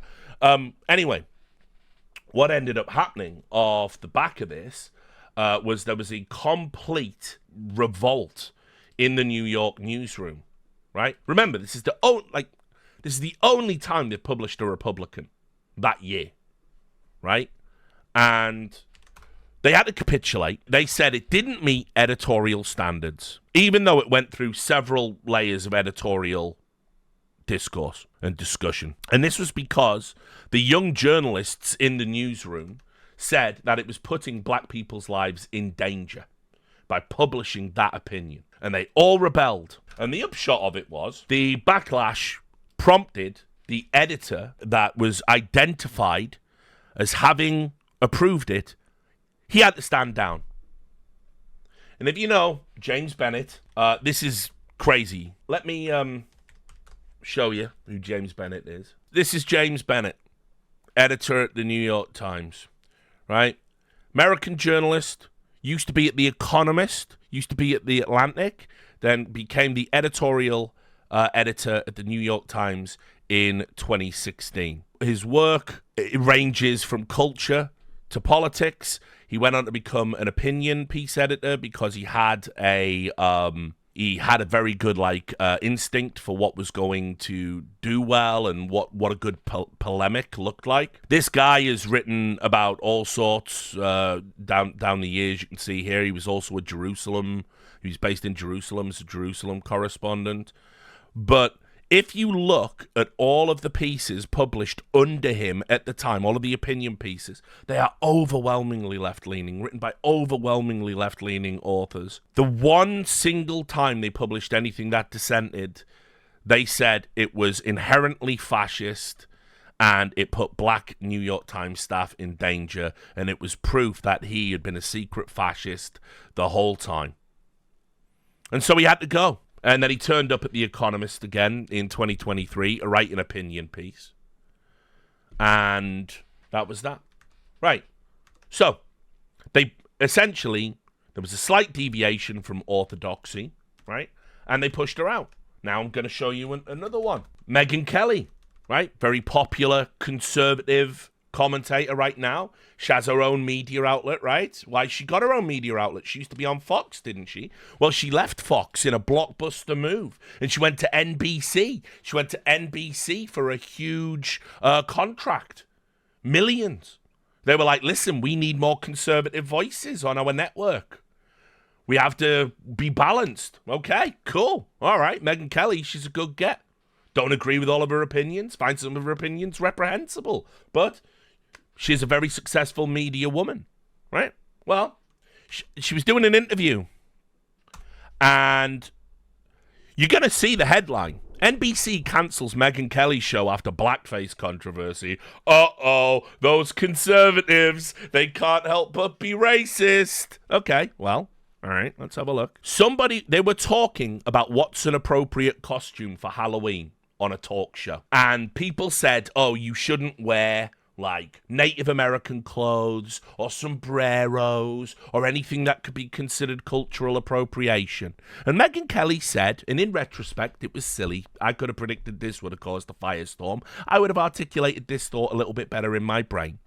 She said, what is racist? Do you get in trouble if you are a white person who puts on blackface at Halloween, or a black person who puts on whiteface for Halloween? Back when I was a kid, that was okay, as long as you were dressing up as like a character. That was it. She said, back in the day, people did wear blackface and didn't think too much about it. They fired her over that comment. That was racist. This is what you get when you hire conservatives. So, NBC got rid of a conservative. She went and created her own media network. She now gets more views than NBC, right? When she puts out a video. She's more influential than that news network, if you can believe it or not. Taylor Lorenz would be right about that one. She's probably making more money.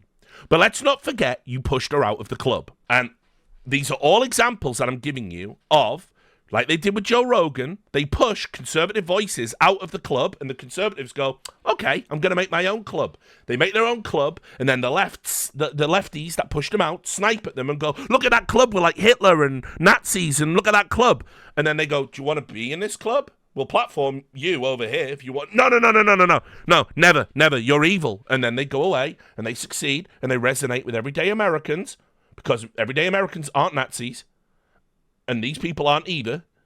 And you say, why haven't we got one of these people? Because this is what you do. There's so many examples. Like, look, I got another one. This is the famous one. You all know this, right? Barry Weiss, not to be confused with Barry White when I say it. She quite famously wrote a resignation letter that she made public. And in it, she said she was sick of the newsroom and all of the little lefties straight out of academia that would, like, demand trigger warnings before Slack conversations where you, like, pitch your stories. And here it is. Twitter is not on the masthead of the New York Times, but Twitter has become its ultimate editor, as the ethics and mores of that platform have become those of the paper. The paper itself has increasingly become a kind of performance space. Stories are chosen and told in a way to satisfy the narrowest of audiences, rather than to allow a curious public to read about the world and then draw their own conclusions. I was always taught that journalists were charged with writing the first rough draft of history. Now, history itself is one more ephemeral thing molded to fit the needs of a predetermined narrative. So what did she do? She went away. She made her own publication. Stop me if you've heard this before. She made the Free Press. Originally, it was a Substack. Then it became one of the best-selling news Substacks on Substack.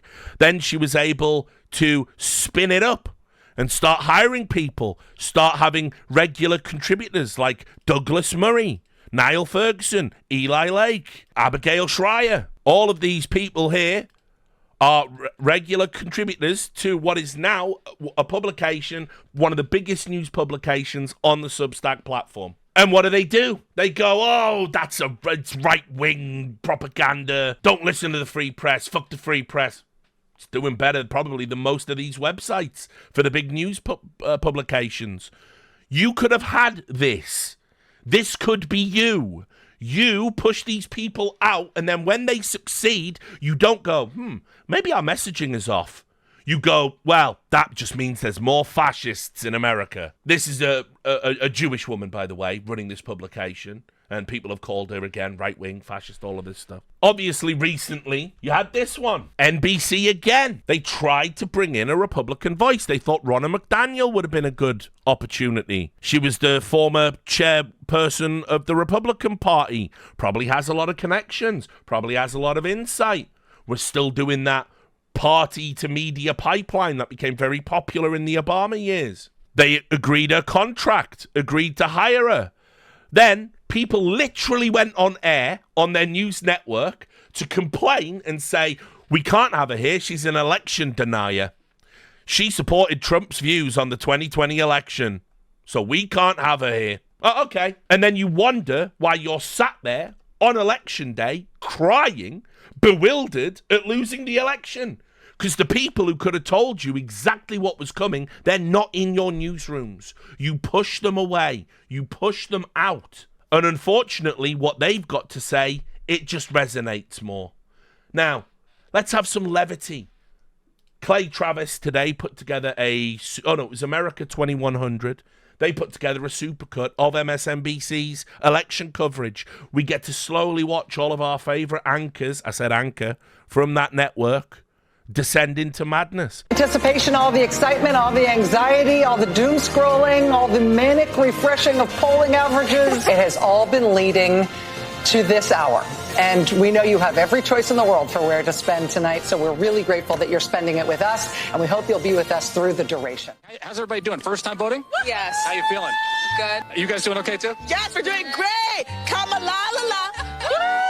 I was going to ask who you're going to vote for, but I didn't need to. Kamalala. Because lives matter. First time voting? As you know, this is where the Harris campaign wants to drive up the numbers to sort of counteract that T in the middle of Pennsylvania to counteract the rural votes that the Trump campaign is expected to get. And so what you've seen in the last couple of weeks, if this is an audition for managing a complex organization like the United States, Kamala Harris has passed the audition flawlessly. This has been, in many ways, a perfect campaign. And what the campaign is talking about now is the granular get out the vote effort that you just don't see on the other side. On the other side, you're seeing Charlie Kirk going on X Twitter this morning and begging people to vote. The last week has been a very good close for Kamala Harris, not a good close for Donald Trump. He hasn't been able to fill the rallies. He's addled. He has racist comedians opening it. Whatever. It's been a trashy week for Donald Trump. It's been a very strong week for Kamala Harris. ASU, the campus that we're on right now, ASU students, the population is about 74,000. So a lot of people voting here. When it comes to a lot of the young women that we've been talking to, reproductive rights is huge. It's a big, big driver. It's a lot of the conversation that we're hearing. We've got about 10 now completed of those rural, heavily Trump counties. We're talking about places where he's going to get 70, 75, 80% of the vote. In all 10 that have now been completed, Trump's vote share relative to 2020 has gone up. I'm just going to give a couple of everybody take a breath warnings here. We don't know what's going to happen in Georgia. It's like a baby blue state, I'm going to say, and that it has not been blue for a long time. It is a hard state for the Harris team. One of the things that was so striking about the public polling and the public data going into this election was that the public polling said this is the closest race that we've ever had.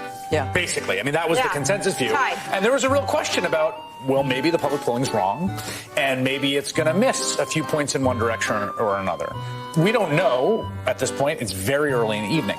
But I would say at 8:50, it's a very, very close race. I'd say that if you are just joining us right this second at 8:52:06, and I had to summarize what's going on, no surprises. Yeah, right. Pretty much that's what's happened thus far. In Georgia, it's too close to call. In Pennsylvania, it's too close to call. In Wisconsin, it's too close to call. In Michigan, sing it with me now. It's too close to call. Let's be blunt. I think when you watched what Donald Trump did in 2020, what Democrats were fantasizing about was a landslide victory. And so some of what was wanted and desired was a sweep that really wasn't on the table. We live in an evenly divided country, and it creates anxiety, but it also requires patience. It is fairly shocking. And I don't think it's something that should make us super proud. You just think about just the last 2 weeks and the things that Donald Trump has said. If all of that gets you half of the votes? 48, 49%. What does it tell you? I mean, we need to really take a step back and think about what does that say about us? I mean, blue wall, baby, that was always going to be a blue wall night. Some of the fantasies, right, of a landslide victory that would erase any doubt, that would eradicate, the threats. I think it's going to be a late night. The polls have accurately captured this dead heat. Ari, since you were last with us, I've got nothing to report. Well, the crowd here is still large, is still loud, but a little bit more subdued. And the word that I keep hearing is the idea that people here are nauseously optimistic, not just cautiously optimistic, but nauseously optimistic. The real focus now is on that blue wall in the Midwest. They knew that this was going to be a long night and that it was going to be a real nail biter, and it appears that that is exactly what we're looking at right now. We've been saying for weeks, says O'Malley Dillon, quote, that this race might not be called tonight. Those of you who were around in 2020 know this well. What we do know is this race is not going to come into focus until the early morning hours. Part of the objective of this email is to say to the people on the team, hang in there, guys.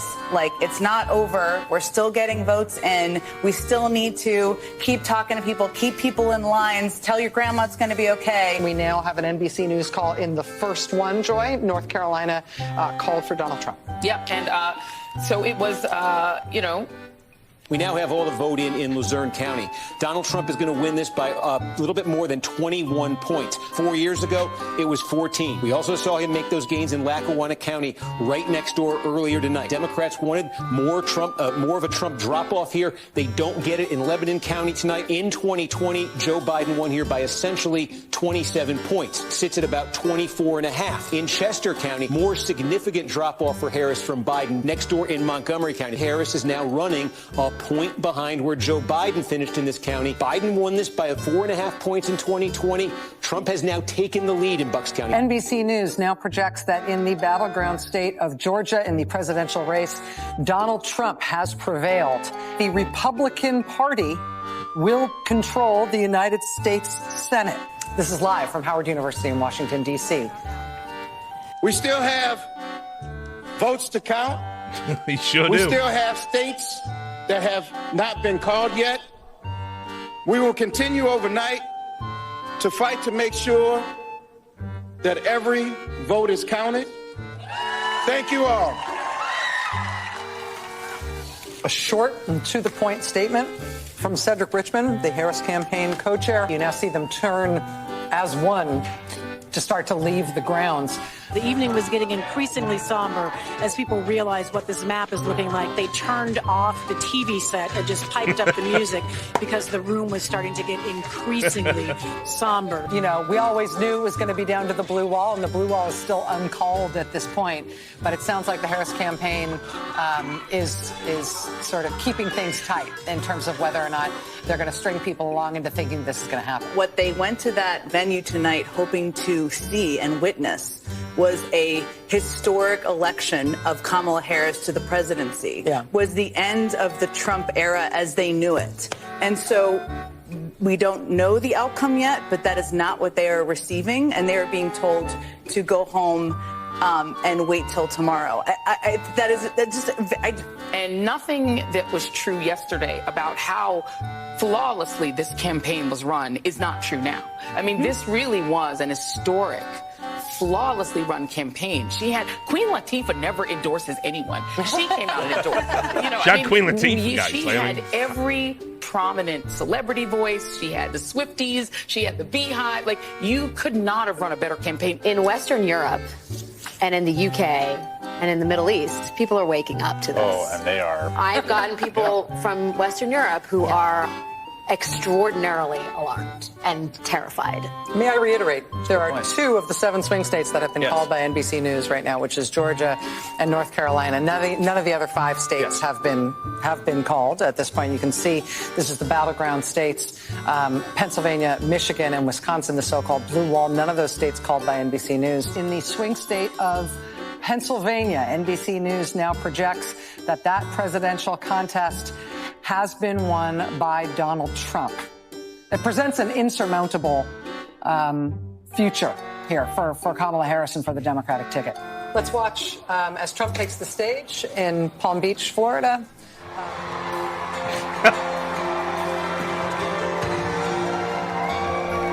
We overcame obstacles that nobody thought possible. This music kills me every time. It is now clear that we've achieved the most incredible political thing. Look what happened. Is this crazy? Boy, it's going to be a real tough speech for her. It certainly is. It certainly is.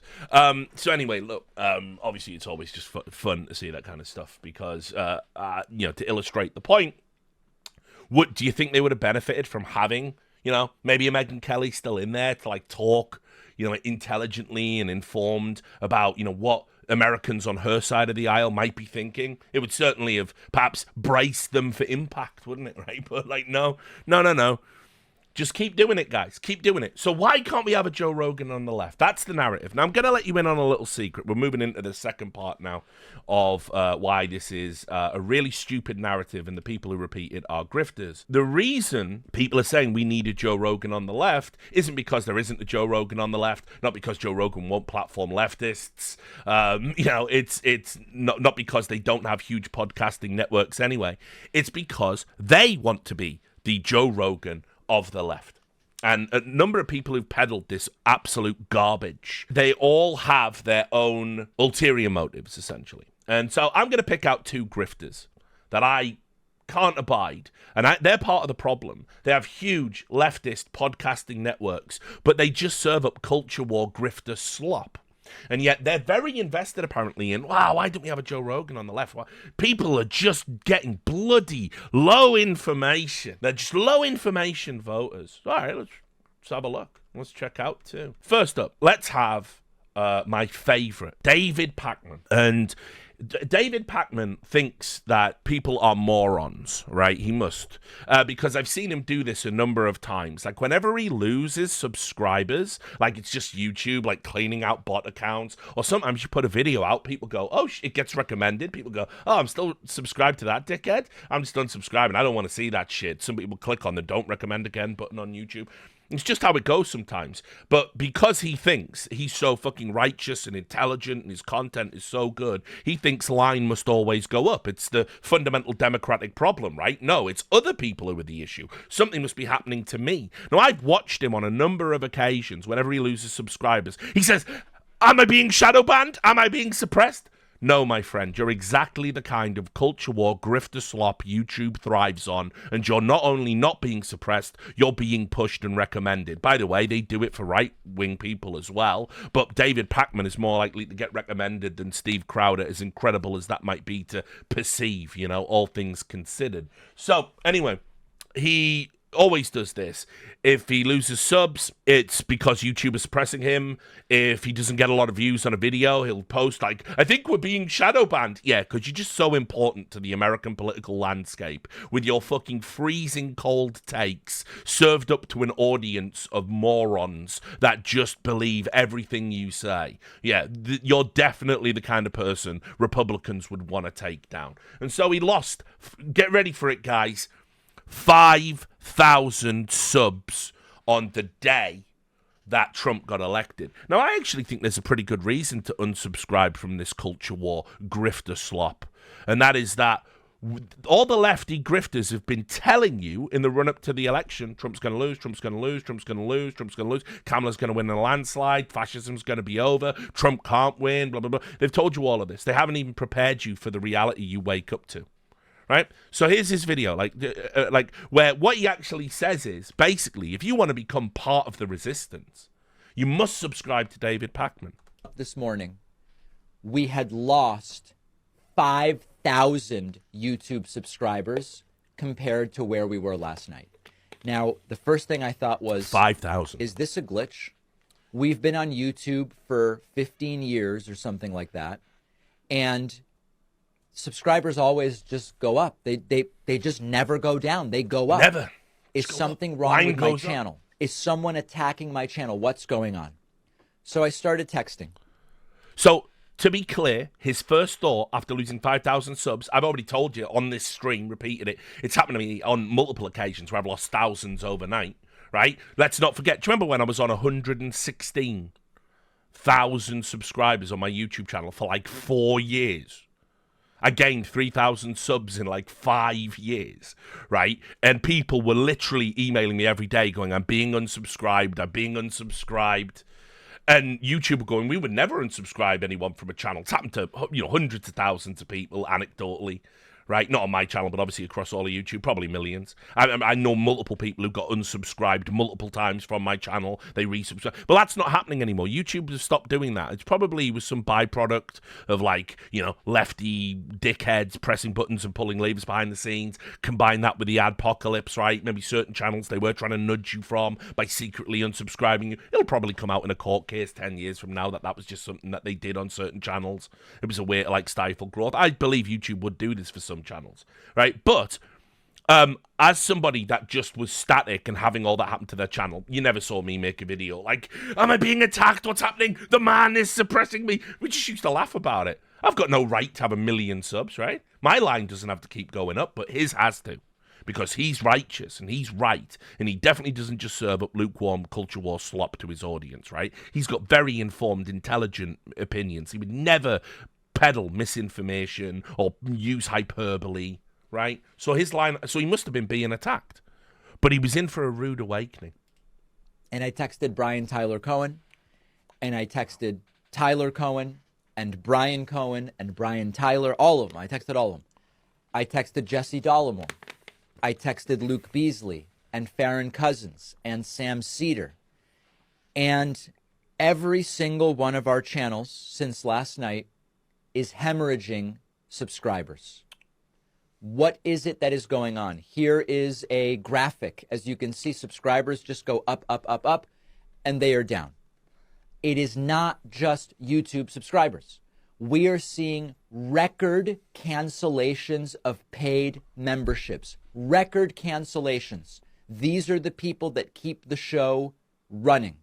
Now, again, I'm going to just say this. If you were a member of the hashtag resistance and all you listened to all day was resistance, grifter, slop, hyperbole, not actual news, and you were all jacked up on the idea of Trump losing, right, and how good it's going to be to laugh in a conservatard's face and all that stuff, right? If you were jacked up on that, and then Trump wins, and not just wins, takes the Senate, takes the House, got the Supreme Court, going to be able to enact pretty much anything he wants, I think you probably do unsubscribe and go, well, the party's over, fuck it. But no. That's unreasonable. That apparently is an unreasonable thing to do in that moment. Because you've got 4 more years of Trump now. I mean, unless, of course, somebody assassinates him, which, don't rule that out. Right? That's all I'm saying. It's been fucking crazy in America the past few years. So, this is what he says. For a moment, I thought, if it's just YouTube, maybe YouTube is purging people who are inactive subscribers. And once a year, usually YouTube does this, and you see a little decline, and then numbers go back up. They're not doing it. They're not doing it. And if that were the case, we wouldn't be seeing paid membership cancellations on the website. So now I understand what is going on. It's terrifying, but it is happening. Terrifying. A lot of people are checking out. Yep. I heard anecdotally from a couple dozen people who said, David, I just can't do it anymore. I just can't do it. I'm checking out. I'm out. And the reason that this is terrifying, not only because it puts everybody in left-wing media's livelihoods at stake and at risk. So important. It terrifies me because our instinct is the opposite of what the right does, and we will get crushed if this is the way we respond to a defeat.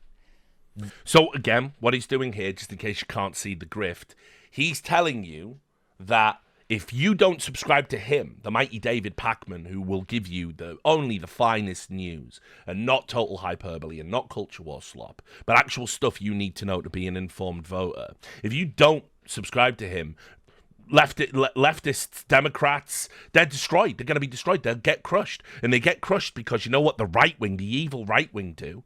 They actually subscribe to, when they lose, they try and win again, right? Now, it all comes back to what I've said the entire time. It's the messaging, dummy. But whatever. But there's the grift. It's so obviously a grift. I'm going to show you a follow-up tweet. It proves it was a grift the whole time. Why can't we have a Joe Rogan of the left, and why can't it be me, is the question in his brain. It should be me.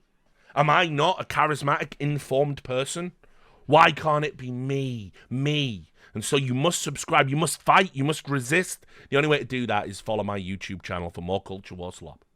The right wants us not to exist. The right wants to decimate independent progressive media. Yeah. You've never tried to decimate right-wing media. Not a ton of examples of that. And so when I lose 5,000 subscribers, and Brian loses thousands, and Ring of Fire loses thousands, and everybody's losing thousands of subscribers, understand that when the right loses, they get organized, they fund, and they create insanely effective organizations like Turning Point USA, talking about that again, investing in the Daily Wire and building out this huge network of right-wing ideas and influencers. So why doesn't a mainstream news network employ Ben Shapiro? Why did he have to build his own? Right? It's not like Ben Shapiro's an extremist. For those that don't know, he quit Breitbart he used a story about a journalist being assaulted, which was bullshit. But his main concern was that Breitbart had become, I think he called it Pravda for Trump, under Steve Bannon. And Steve Bannon is a populist. And Steve Bannon drove Breitbart further and further in a dark direction. And it was singularly to serve Donald Trump's political agenda. Right? So why doesn't Ben Shapiro, well-spoken, well-educated, why isn't he hired immediately by a mainstream news network? The thing they used to say about him in Washington was the reason Ben Shapiro left Breitbart was so he could get a network job. That was what everyone was saying. I was there when he left, right? So why didn't he get that job? Why did he have to build the Daily Wire? When you answer that question, you start to understand what is really going on. But anyway, let's get back to this self-pitying diatribe. You're feeling burnt out. I encourage you, take a break until the inauguration. It's months, okay? Mental health break, do it. But when we start canceling the subscriptions, we are in an algorithmic desubscription spiral right now. Not a spiral. Because when people start unsubscribing on YouTube, YouTube thinks, oh, we probably shouldn't recommend this content because it's generating a lot of unsubscribes. So then the content doesn't get recommended. And then the message doesn't get out. And then next election, they win by even more. Wow. There it is, basically. If everyone unsubscribes from Dave Pacman, there's no future for the Democrat Party. It's crazy. Why would you let this happen? Why is the Matrix attacking him? This insane algorithm. By the way, I don't believe for a second he understands the YouTube algorithm better than any particular content creator. So, but fine. I'll let you have that one. Maybe that is a thing that happens if you get 5,000 unsubs. Oh, we better not recommend it anymore. Don't buy that for a second. But man, why would it happen like that? Why would you do this to him and your own political party? So I do understand the instinct, but if we cede ground to them, they crush us everywhere. Now, we're up against a MAGA Supreme Court potentially till 2050. We'll talk about that later. We're up against a completely uninhibited Trump.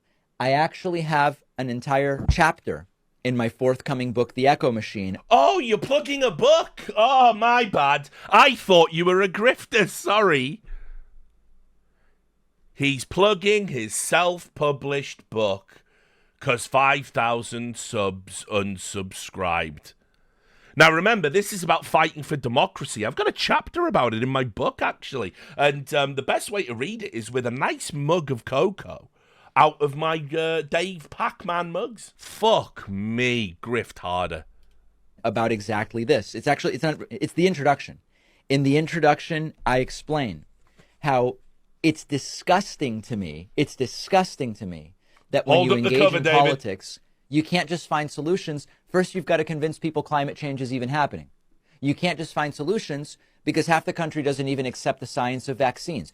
I outline this in the introduction. Wow, okay. But I also make the point in the book that if you actually care about the world for ourselves, children, grandchildren, other people, families, friends, people we care about, when you disengage because they've gotten so extreme, you cede ground to them and you say, do whatever you want. I'm disengaging, do whatever you want. And we really can't do that, okay? So my request to you today is, please resubscribe to the YouTube channel.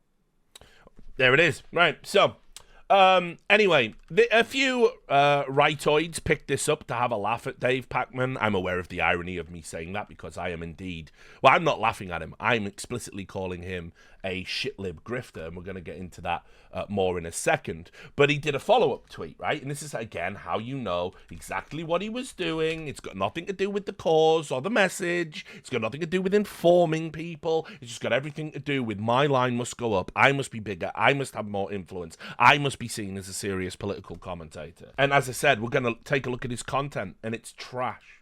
It's trash. It's not helping anyone. So here it is, right? He saw people reacting to it. He deleted that video, I believe, off his own Twitter, although that might be incorrect. And then he said, as much as I appreciate all of the concern trolling from some of my friends on the other side of the political spectrum about losing 5,000 subscribers on YouTube 3 days ago, we've now gained more than we lost and hit a new record high. Because begging works. Begging works. Also, for people who've been around a while, it's kind of funny. You know how I talked about how you have to pivot left? If you want to, they're saying right-wing media, right-wing media, right-wing media, that's where the money is, that's how you build your network, blah, blah, blah, blah, blah. Dave Pacman was a gamergator. That was how he first, rose to prominence on the internet. And yet, he's pivoted left, and now he's got millions of followers. People just don't remember that. He spent so long on the resistance teat. So let's have a look. Let's look at... Okay, so... Hold on, not you. We'll hear from you in a moment, mate. Let's have a look at David Pacman, right? Why is it so important I must subscribe to David Pakman's channel? And why is it that we need a Joe Rogan on the left and it has to be like one of these guys? Well, let's just have a look at his YouTube channel, right? I'm just going to bring it up. This is the David Pakman show. Right, let's have a look at what kind of news he pushes onto his audience, right? Let's just scroll down a little bit. Just have a look at some of this stuff, right? Neon orange Trump terrified pleads I'm not Hitler. Yeah? Disoriented Trump drops nasty bomb in front of bored audience. Trump makes crowd wait 3 hours before telling them lies. Marco Rubio visibly confused about why he endorsed Trump. Do you see a pattern, guys? Trump interviewed by religious lunatic completely flops. Republicans panicking over Tony Hinchcliffe racism. Science confirms Trump in cognitive decline. Trump performs oral sex on microphone.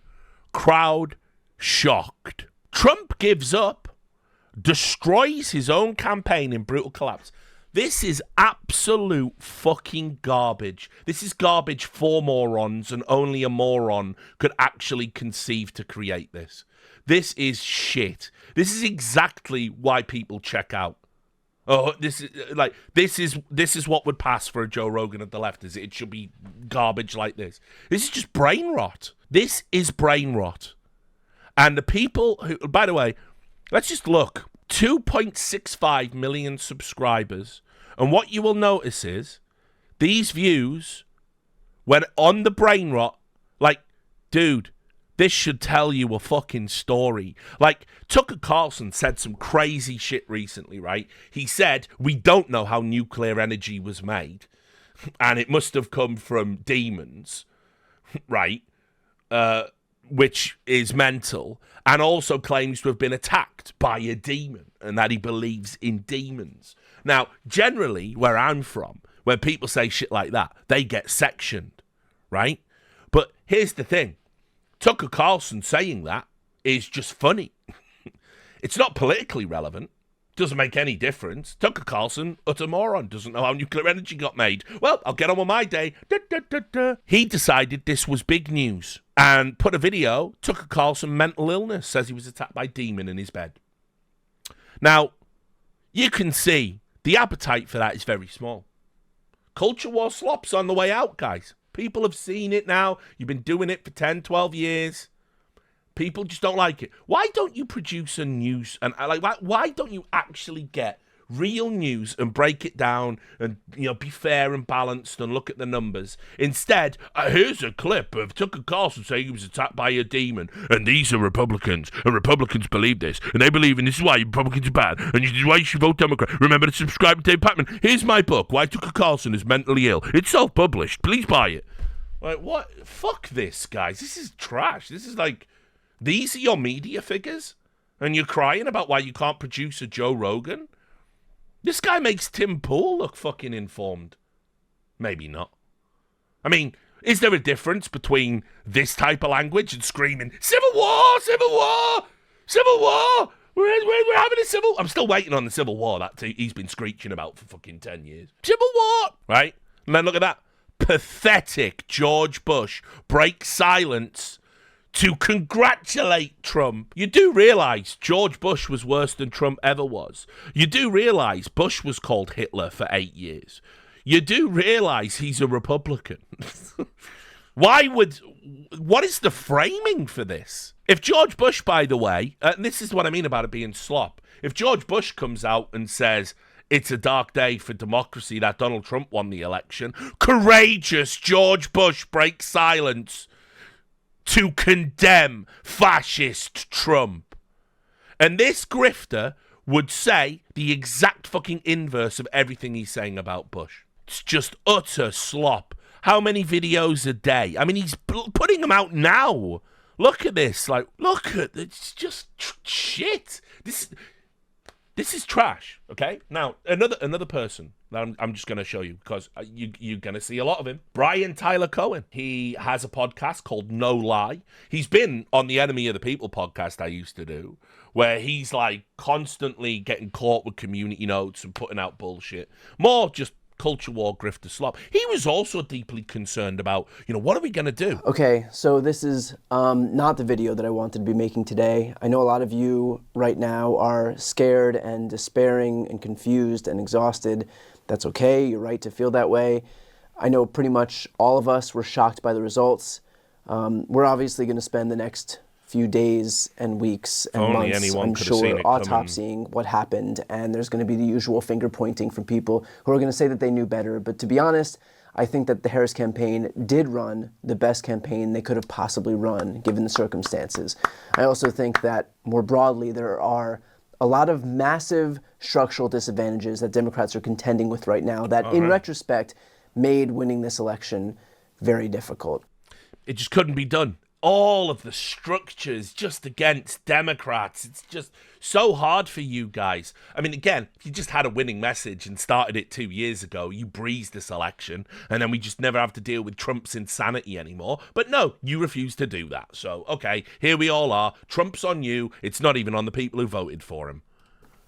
First and foremost, something that I've been beating the drum about for years now, the right has a propaganda machine at its disposal that hums on for 24 hours a day on TV and radio and TikTok and Facebook and YouTube and Rumble and Discord servers everywhere that pump out right-wing propaganda on an endless loop. The top 20 podcasts in America include Joe Rogan, Tucker Carlson, Theo Von, Dan Bongino, Candace Owens, Meg. Like, does anyone think Theo Von is right-wing? Are we doing this? Are we doing Theo Von now? Is Theo Von a fascist now? Theo Von. Theo fucking Von. Theo Von's just a fucking chilled out former drug addict whose brain just is crazily wired for comedy. Like, Theo Von is part of a right-wing propaganda machine because he interviewed Donald Trump. Yeah, didn't he have Bernie on as well? I'm pretty sure he had Bernie on, right? Right-wing Theo Von. Megyn Kelly and Ben Shapiro. You know who we've got on the left on that list? The Daily and Pod Save America. All the while, Democrats continue. They're not on the list. You will notice this. The crazy thing that these guys with millions of subscribers on YouTube that put videos out every day, right? The grift is they want to convince you they're the little guy. And that, like, without you, we've got to get more subs, we've got to get our voice up. This guy has millions of subscribers. This guy has, like hundreds of thousands of followers on Twitter. This guy has reach, and he makes content every single day. All culture war slop, of course. We'll come to that. I will show you how his instincts and analysis are a waste of your time with just one video. And as I said, I've caught him on Twitter just peddling garbage, like just factually incorrect stories. But anyway, he is like, oh, we just don't have any bloody podcasters on that. There's tons of you, mate. There's tons of you. If your numbers are down, maybe look at the content you create. Continue, for some fucking reason unbeknownst to me, to pretend that mainstream media is some partner in democracy, that they're on our team.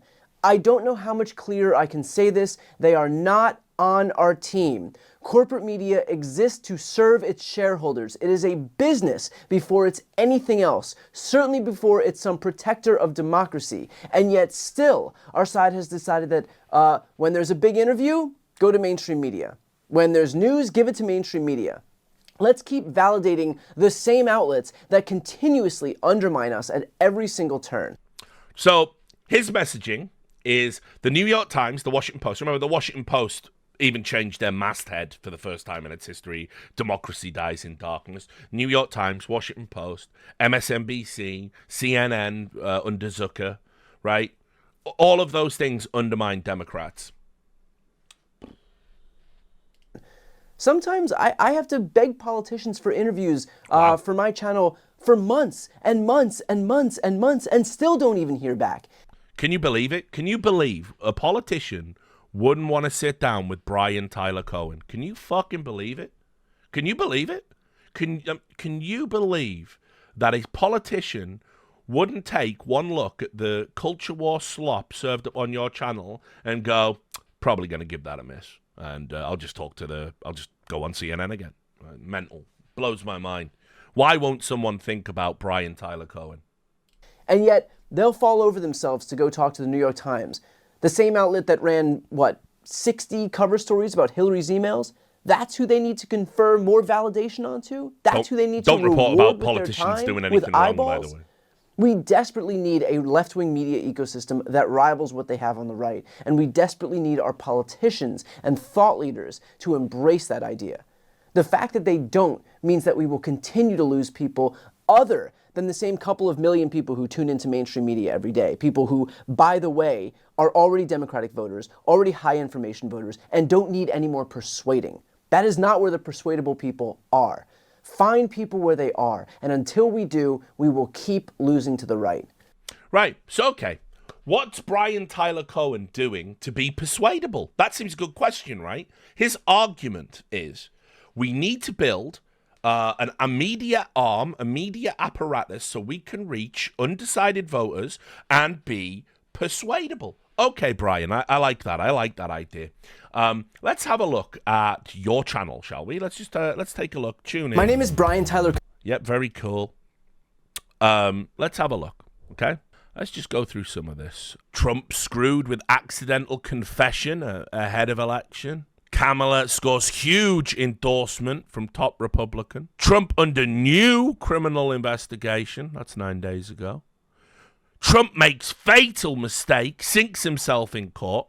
This is where he interviews a never-Trumper who says, yeah, Trump's definitely going to jail. Well, see how that one pans out, I guess. Surprise upset. Little, he's even done the alarm emoji. Surprise upset of the election rocks the 2024 race. Trump melts down over the Seltzer poll. Oh. Right? So anyway, you can see it's trash. It's trash. There's a million of these channels, right? Who, by the way, though, why are you not making any attempts to persuade people? And let me just show you Brian Tyler Cohen's political instincts. I'm going to play you a video. It's this one called, "Oh My God, Trump Makes Fatal Mistake in Final Moments of the Last Rally." Now, a fatal mistake, it should be one that ends his campaign, right? I mean, there's no way he can win if he's made a fatal mistake. Okay, so let's just check in on this. You know, I'll also not. I won't do this because it's cheap, but you will notice all of the videos just hit like the monetization length, which is just cringe. But whatever.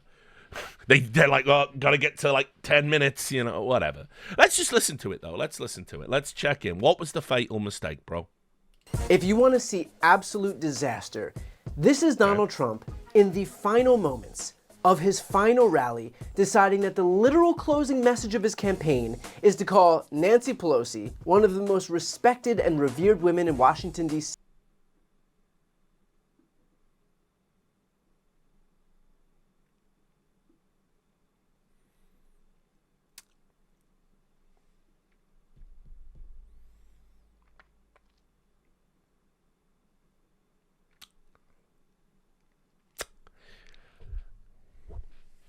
All right. And certainly the most famous speaker in American history, this. She's a crooked person. She's a bad person. Evil. She's an evil, sick, crazy. Oh, no. It starts with a B, but I won't say it.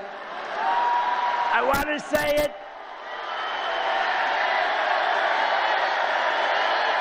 Let's be right.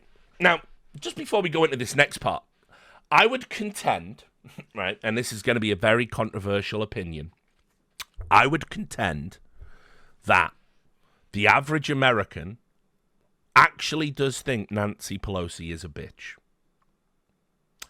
I would also contend she probably, to have the incredible political career she's had, she probably has to be a bit of a hard-nosed bitch. You could even see it as a compliment in a way. Trump obviously didn't mean it that way. But you can't survive in American politics without being a slugger. You know what I mean? And she's definitely that. She's the one who made fucking Biden drop out the race. She was the one that, according to reporting in Axios, essentially strong-armed him by saying it can be this way or the 25th Amendment way. And if you want us to go out there and say you're a Mount Rushmore president and make sure your son and you don't go to prison if the Republicans get in, you've got to go now. And one of the reasons Trump resonates with voters all over the world is politicians aren't meant to call each other bitches or even joke about calling them a bitch. He didn't call her a bitch. He said it begins with a B and maybe I should and no. And then the crowd would just shout, bitch, bitch. Just like, thousands of people, bitch. Right? Which,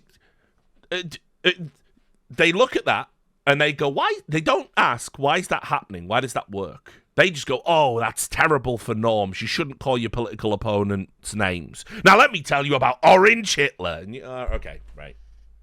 All right, we're learning nothing. Anyway, that isn't the key point. I mean, beloved and revered, respected Nancy Pelosi is hilarious. But here's the next part, right? Remember, this man wants to have a much bigger platform and win over the electorate because he's so politically astute. Crystal clear about something. Donald Trump has a serious, serious problem with women in this election. Women support Kamala Harris over him by a staggering 16-point margin, which would be bad enough unto itself, but here's where it gets worse. According to Third Way's Jim Kessler, 18.1 million have voted early in the 7 swing states. 1.7 million more women have voted there than men, 54.9 to 45.1. Gender turnout gap grew by 24,000 from Sunday. Turnout gap stays female plus 13% in Pennsylvania, female plus 12% in Georgia, female plus 11% in North Carolina, female plus 10% in Michigan, female plus 7% in Wisconsin, female plus 5% in Arizona, and female plus 0% in Nevada. Good for Harris. Nationally, women are outpacing men 53 to 44% in mail-in and early in-person voting. And finally, from NBC News, the share of voters who rate their election interest as at least 9 out of 10 by gender, 2008, 2012, 2016, 2020, the difference in men and women was 1 point every single year. In 2024, 6 points, with women more interested in this election than men. I wonder why that is. I wonder whether it has something to do with the fact that this election is quite literally a referendum on women having agency over their own bodies. That might have something to do with it, huh? This is another, he is just reading tweets. He is a Jake Lucky style figure, I guess. He has no unique commentary or insight. But obviously, the fatal error, well, if you go and look at what we know from exit polling and all of the demographics and how women voted for Trump, the margins between Harris and everything else, it's like, this is how it went down according to the BBC. Democrats bet on women showing up in force. They didn't. And they did this whole thing about like Trump and, alluding to, there's going to be a federal abortion ban. Trump's literally said he'd veto it. If anyone proposed a federal abortion ban, he'd veto it. That's what he said. He doesn't always do what he says, but that's what he said. But no, it's a problem. And yet, despite these blinking red lights for the Trump campaign, this guy is such a glaring misogynist that in the final moments of this campaign, when the whole country was watching, he decided that his closing message would be to yet again attack a woman. Bravo, Donald. Bravo. Yeah, bravo. He won the election, you fucking dickhead. Get back to serving up your fucking dog shit culture war slop. It's just trash. And like I say, if you listen to stuff like this, it's no wonder your fucking head is like absolutely fucking wrecked. Like, it's just, you should, like, I listen to this so for critique. I want to see like what bullshit is being pushed out into there. I would not recommend anybody watching this. So, you want to start asking the question, why don't we have the Joe Rogan of the left? Why don't we have a Joe Rogan of the left? Why don't we have more? You serve this up. And it's misinformation. Anyone who watched that video that took you at your word and believed it was a fatal error, you've just given that viewer imbued with a sense of hope. And remember, you're probably reaching young people.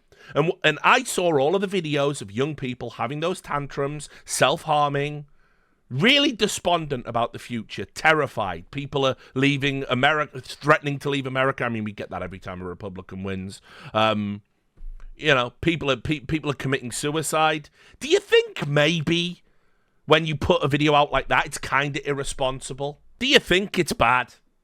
Do you think maybe a more factual, less hysterical delivery of the news and what's going on might be helpful at this moment in time?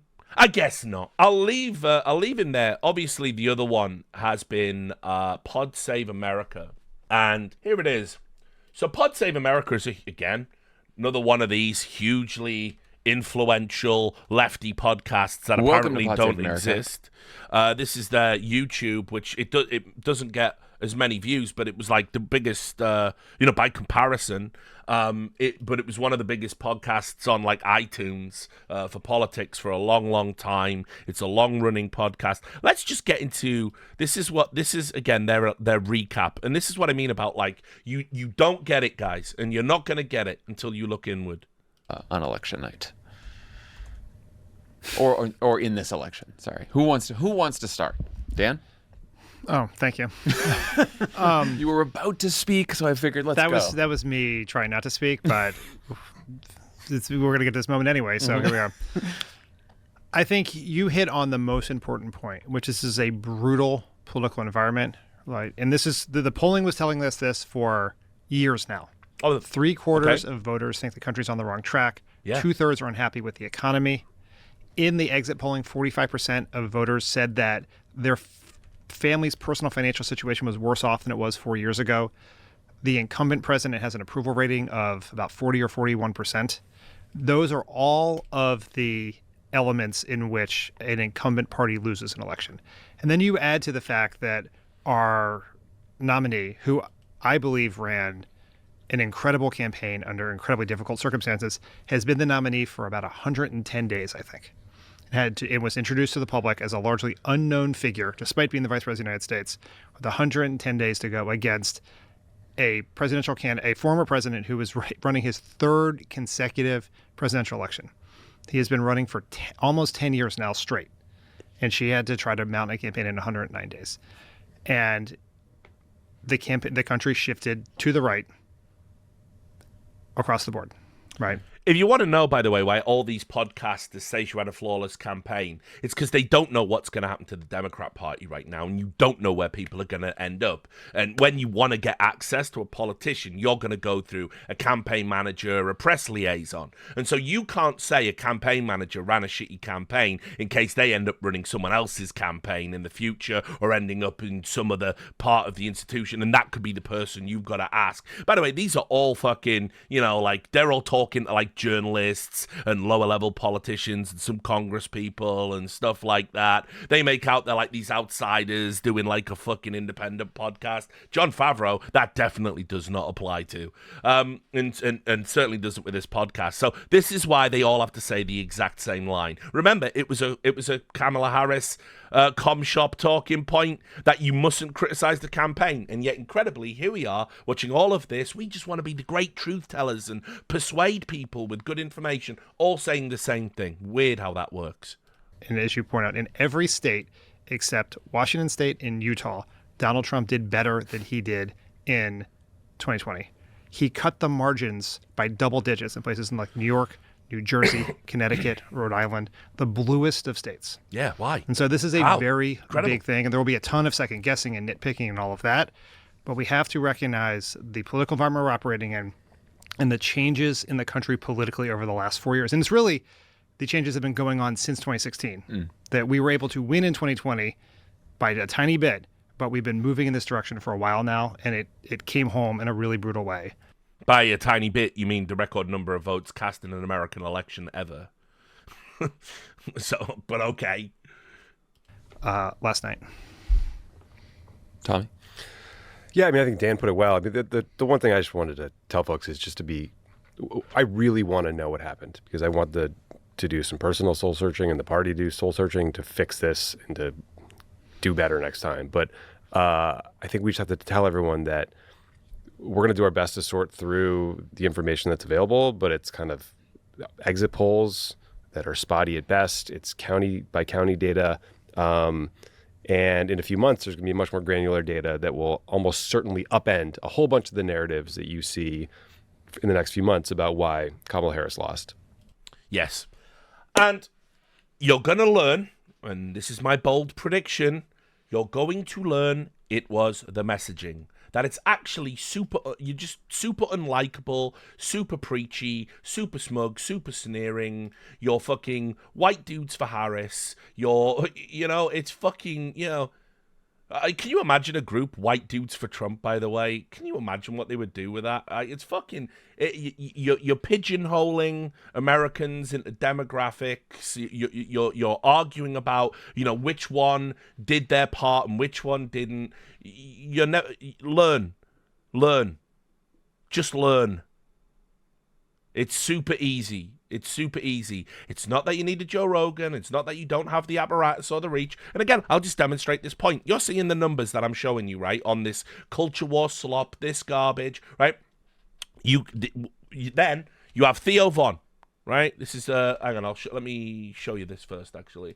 You have Theo Von, right?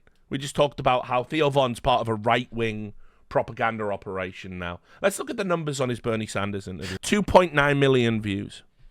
The Theo Von podcast hasn't even been going that long. He's already up to 3.3 million subscribers. They think that the reason Theo Von has shot into the stratosphere is because right-wing content creators, like the very right-wing Joe Rogan, they all prop each other up and da-da-da-da-da. Could it not just be that he's a really good podcast with really good guests? Like, his bookers are fucking insane.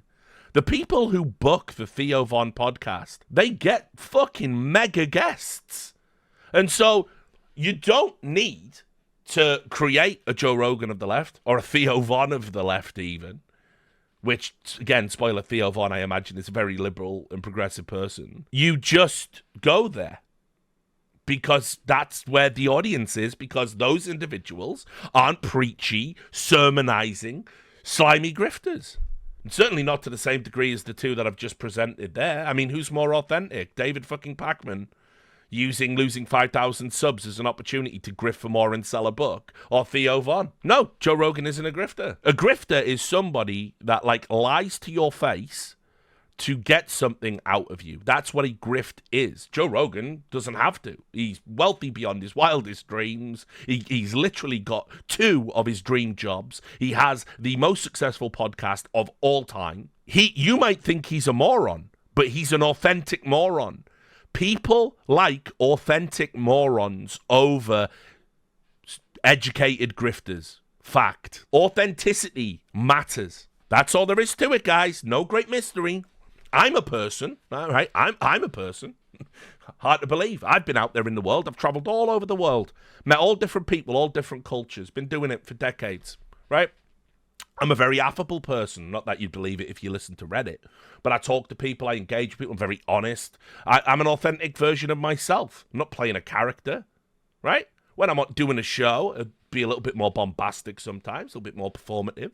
But if you talk to me in person, my opinions don't really vary. Let me tell you, people actually like just authenticity. It's very easy to engage with a total stranger as long as they believe you're authentic and not a weirdo. That's all there is to it. So, all the navel gazing they're doing, all the narrative that they're telling about, oh, we need a bloody...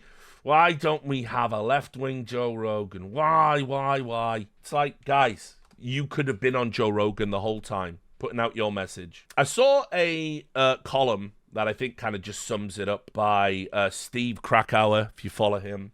It was over on The Hill. And he just said it, like, Trump won because Americans rejected the false media narratives. And that's all there is to it. This is another example I should have used earlier, actually, when talking about, okay, so they say Fox News, right, is a propaganda outlet, right? It is, okay? It was designed to be that, by the way, by Roger Ailes.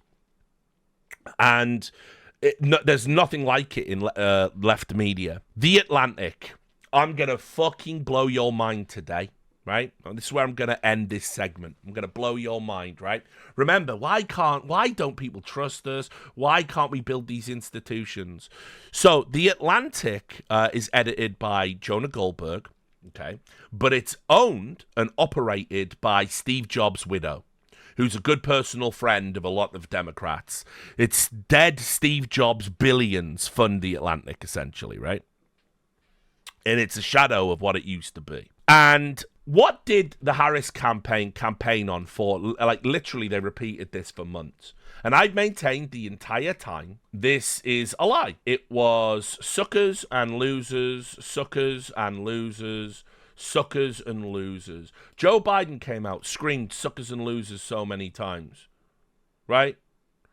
Kamala Harris, right up to the last day, said that. Now, when this story broke in The Atlantic, the suckers and losers story had one anonymous source said he said it within earshot when he was going to visit a cemetery where fallen soldiers were. And it was anonymous at first. And 12 people who were on doing the tour of him visiting the graveyards, they came out at the time and said he absolutely did not say that. Trump would not say that. Trump's very in for the troops. But The Atlantic, because, you know, you have to do these things to defeat Cheeto Hitler, they fucking completely surrendered any form of editorial objectivity and journalistic integrity. I would contest that publishing anything that bombastic with one anonymous source is utter garbage. It's utter garbage. So then, after it was denied, the person who said that they'd heard it came out and said it was me. What up now? I'm putting my name on it. Well, John Bolton, remember, yesterday we watched it.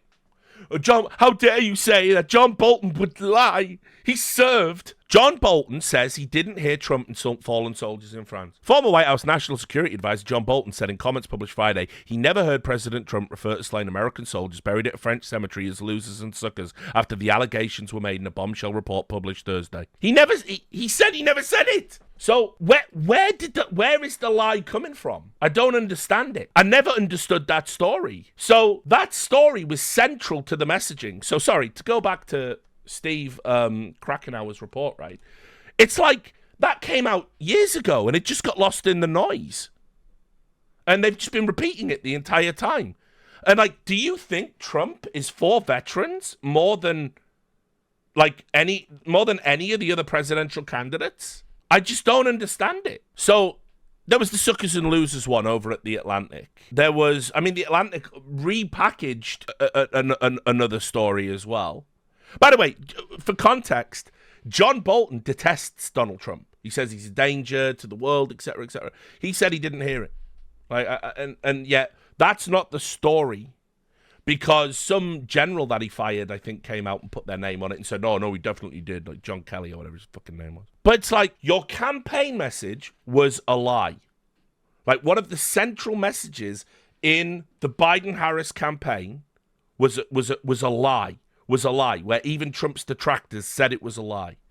Like, there's nearly 24 people saying that did not happen. All of them working with Trump and the administration. Many of them have been fired since.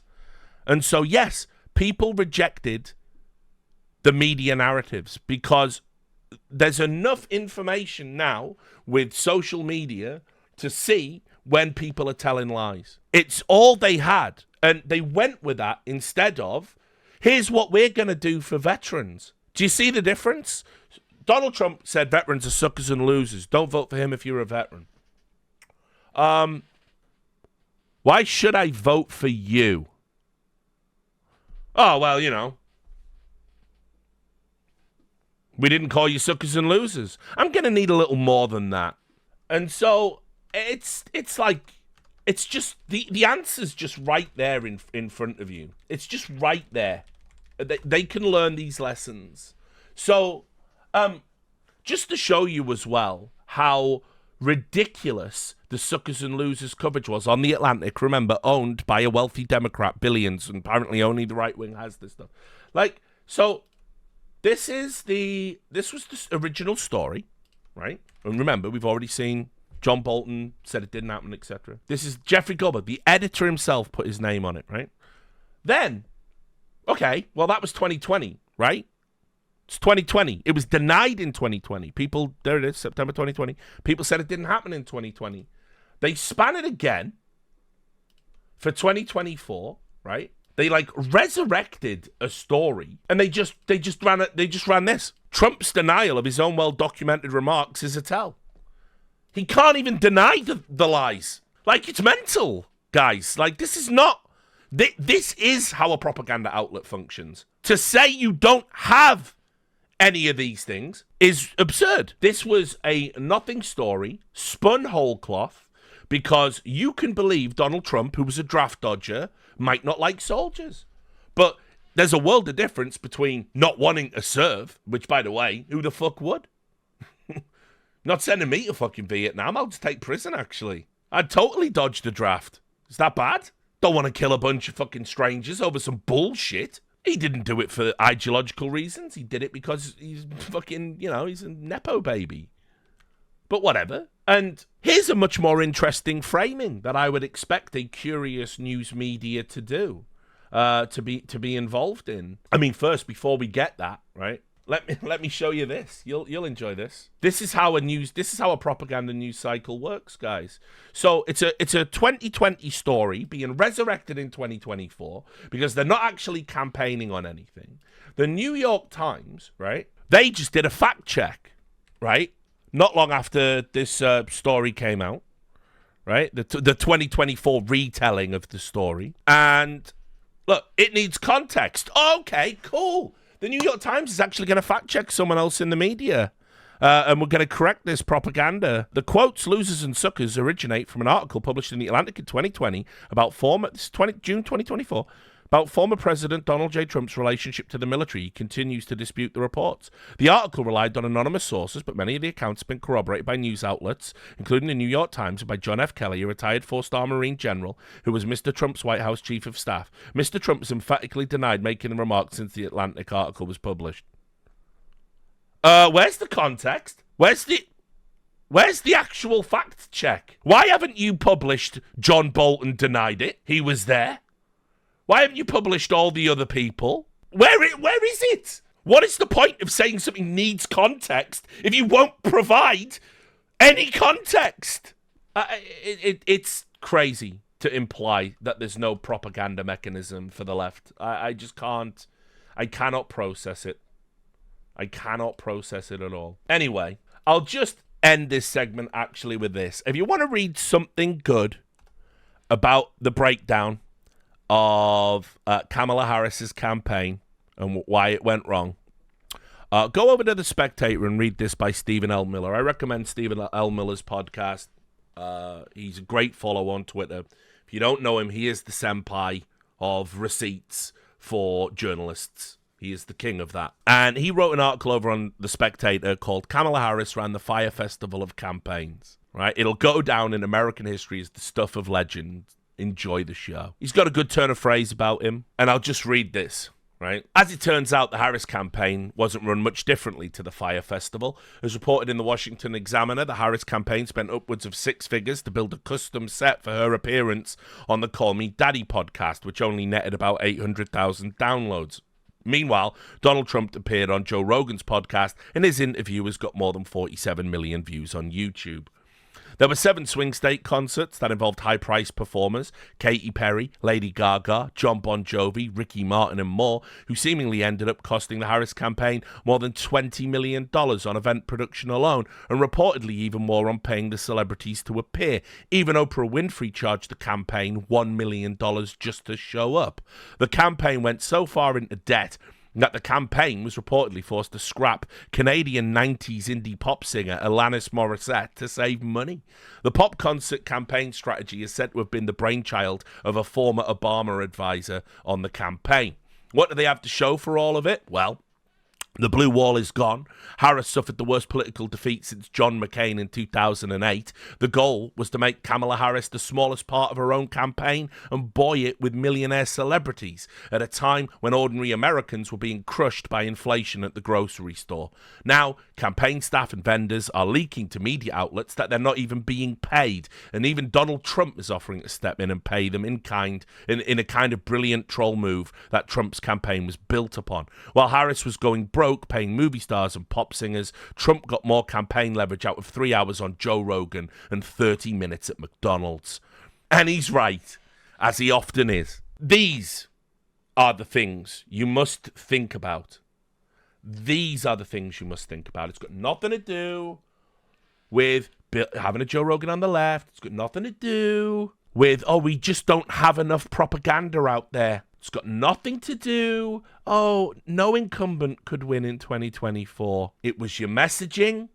It was your choices. Whose idea was it at Democrat Strategy HQ to think, at a time when average Americans are really struggling, and Donald Trump, himself a billionaire, is making himself look relatable by working at McDonald's and driving garbage trucks. What we need is Bon Jovi and Taylor Swift and Oprah Winfrey and all these wealthy celebrities. Whose idea was that? The average working American hates those people right now more than ever.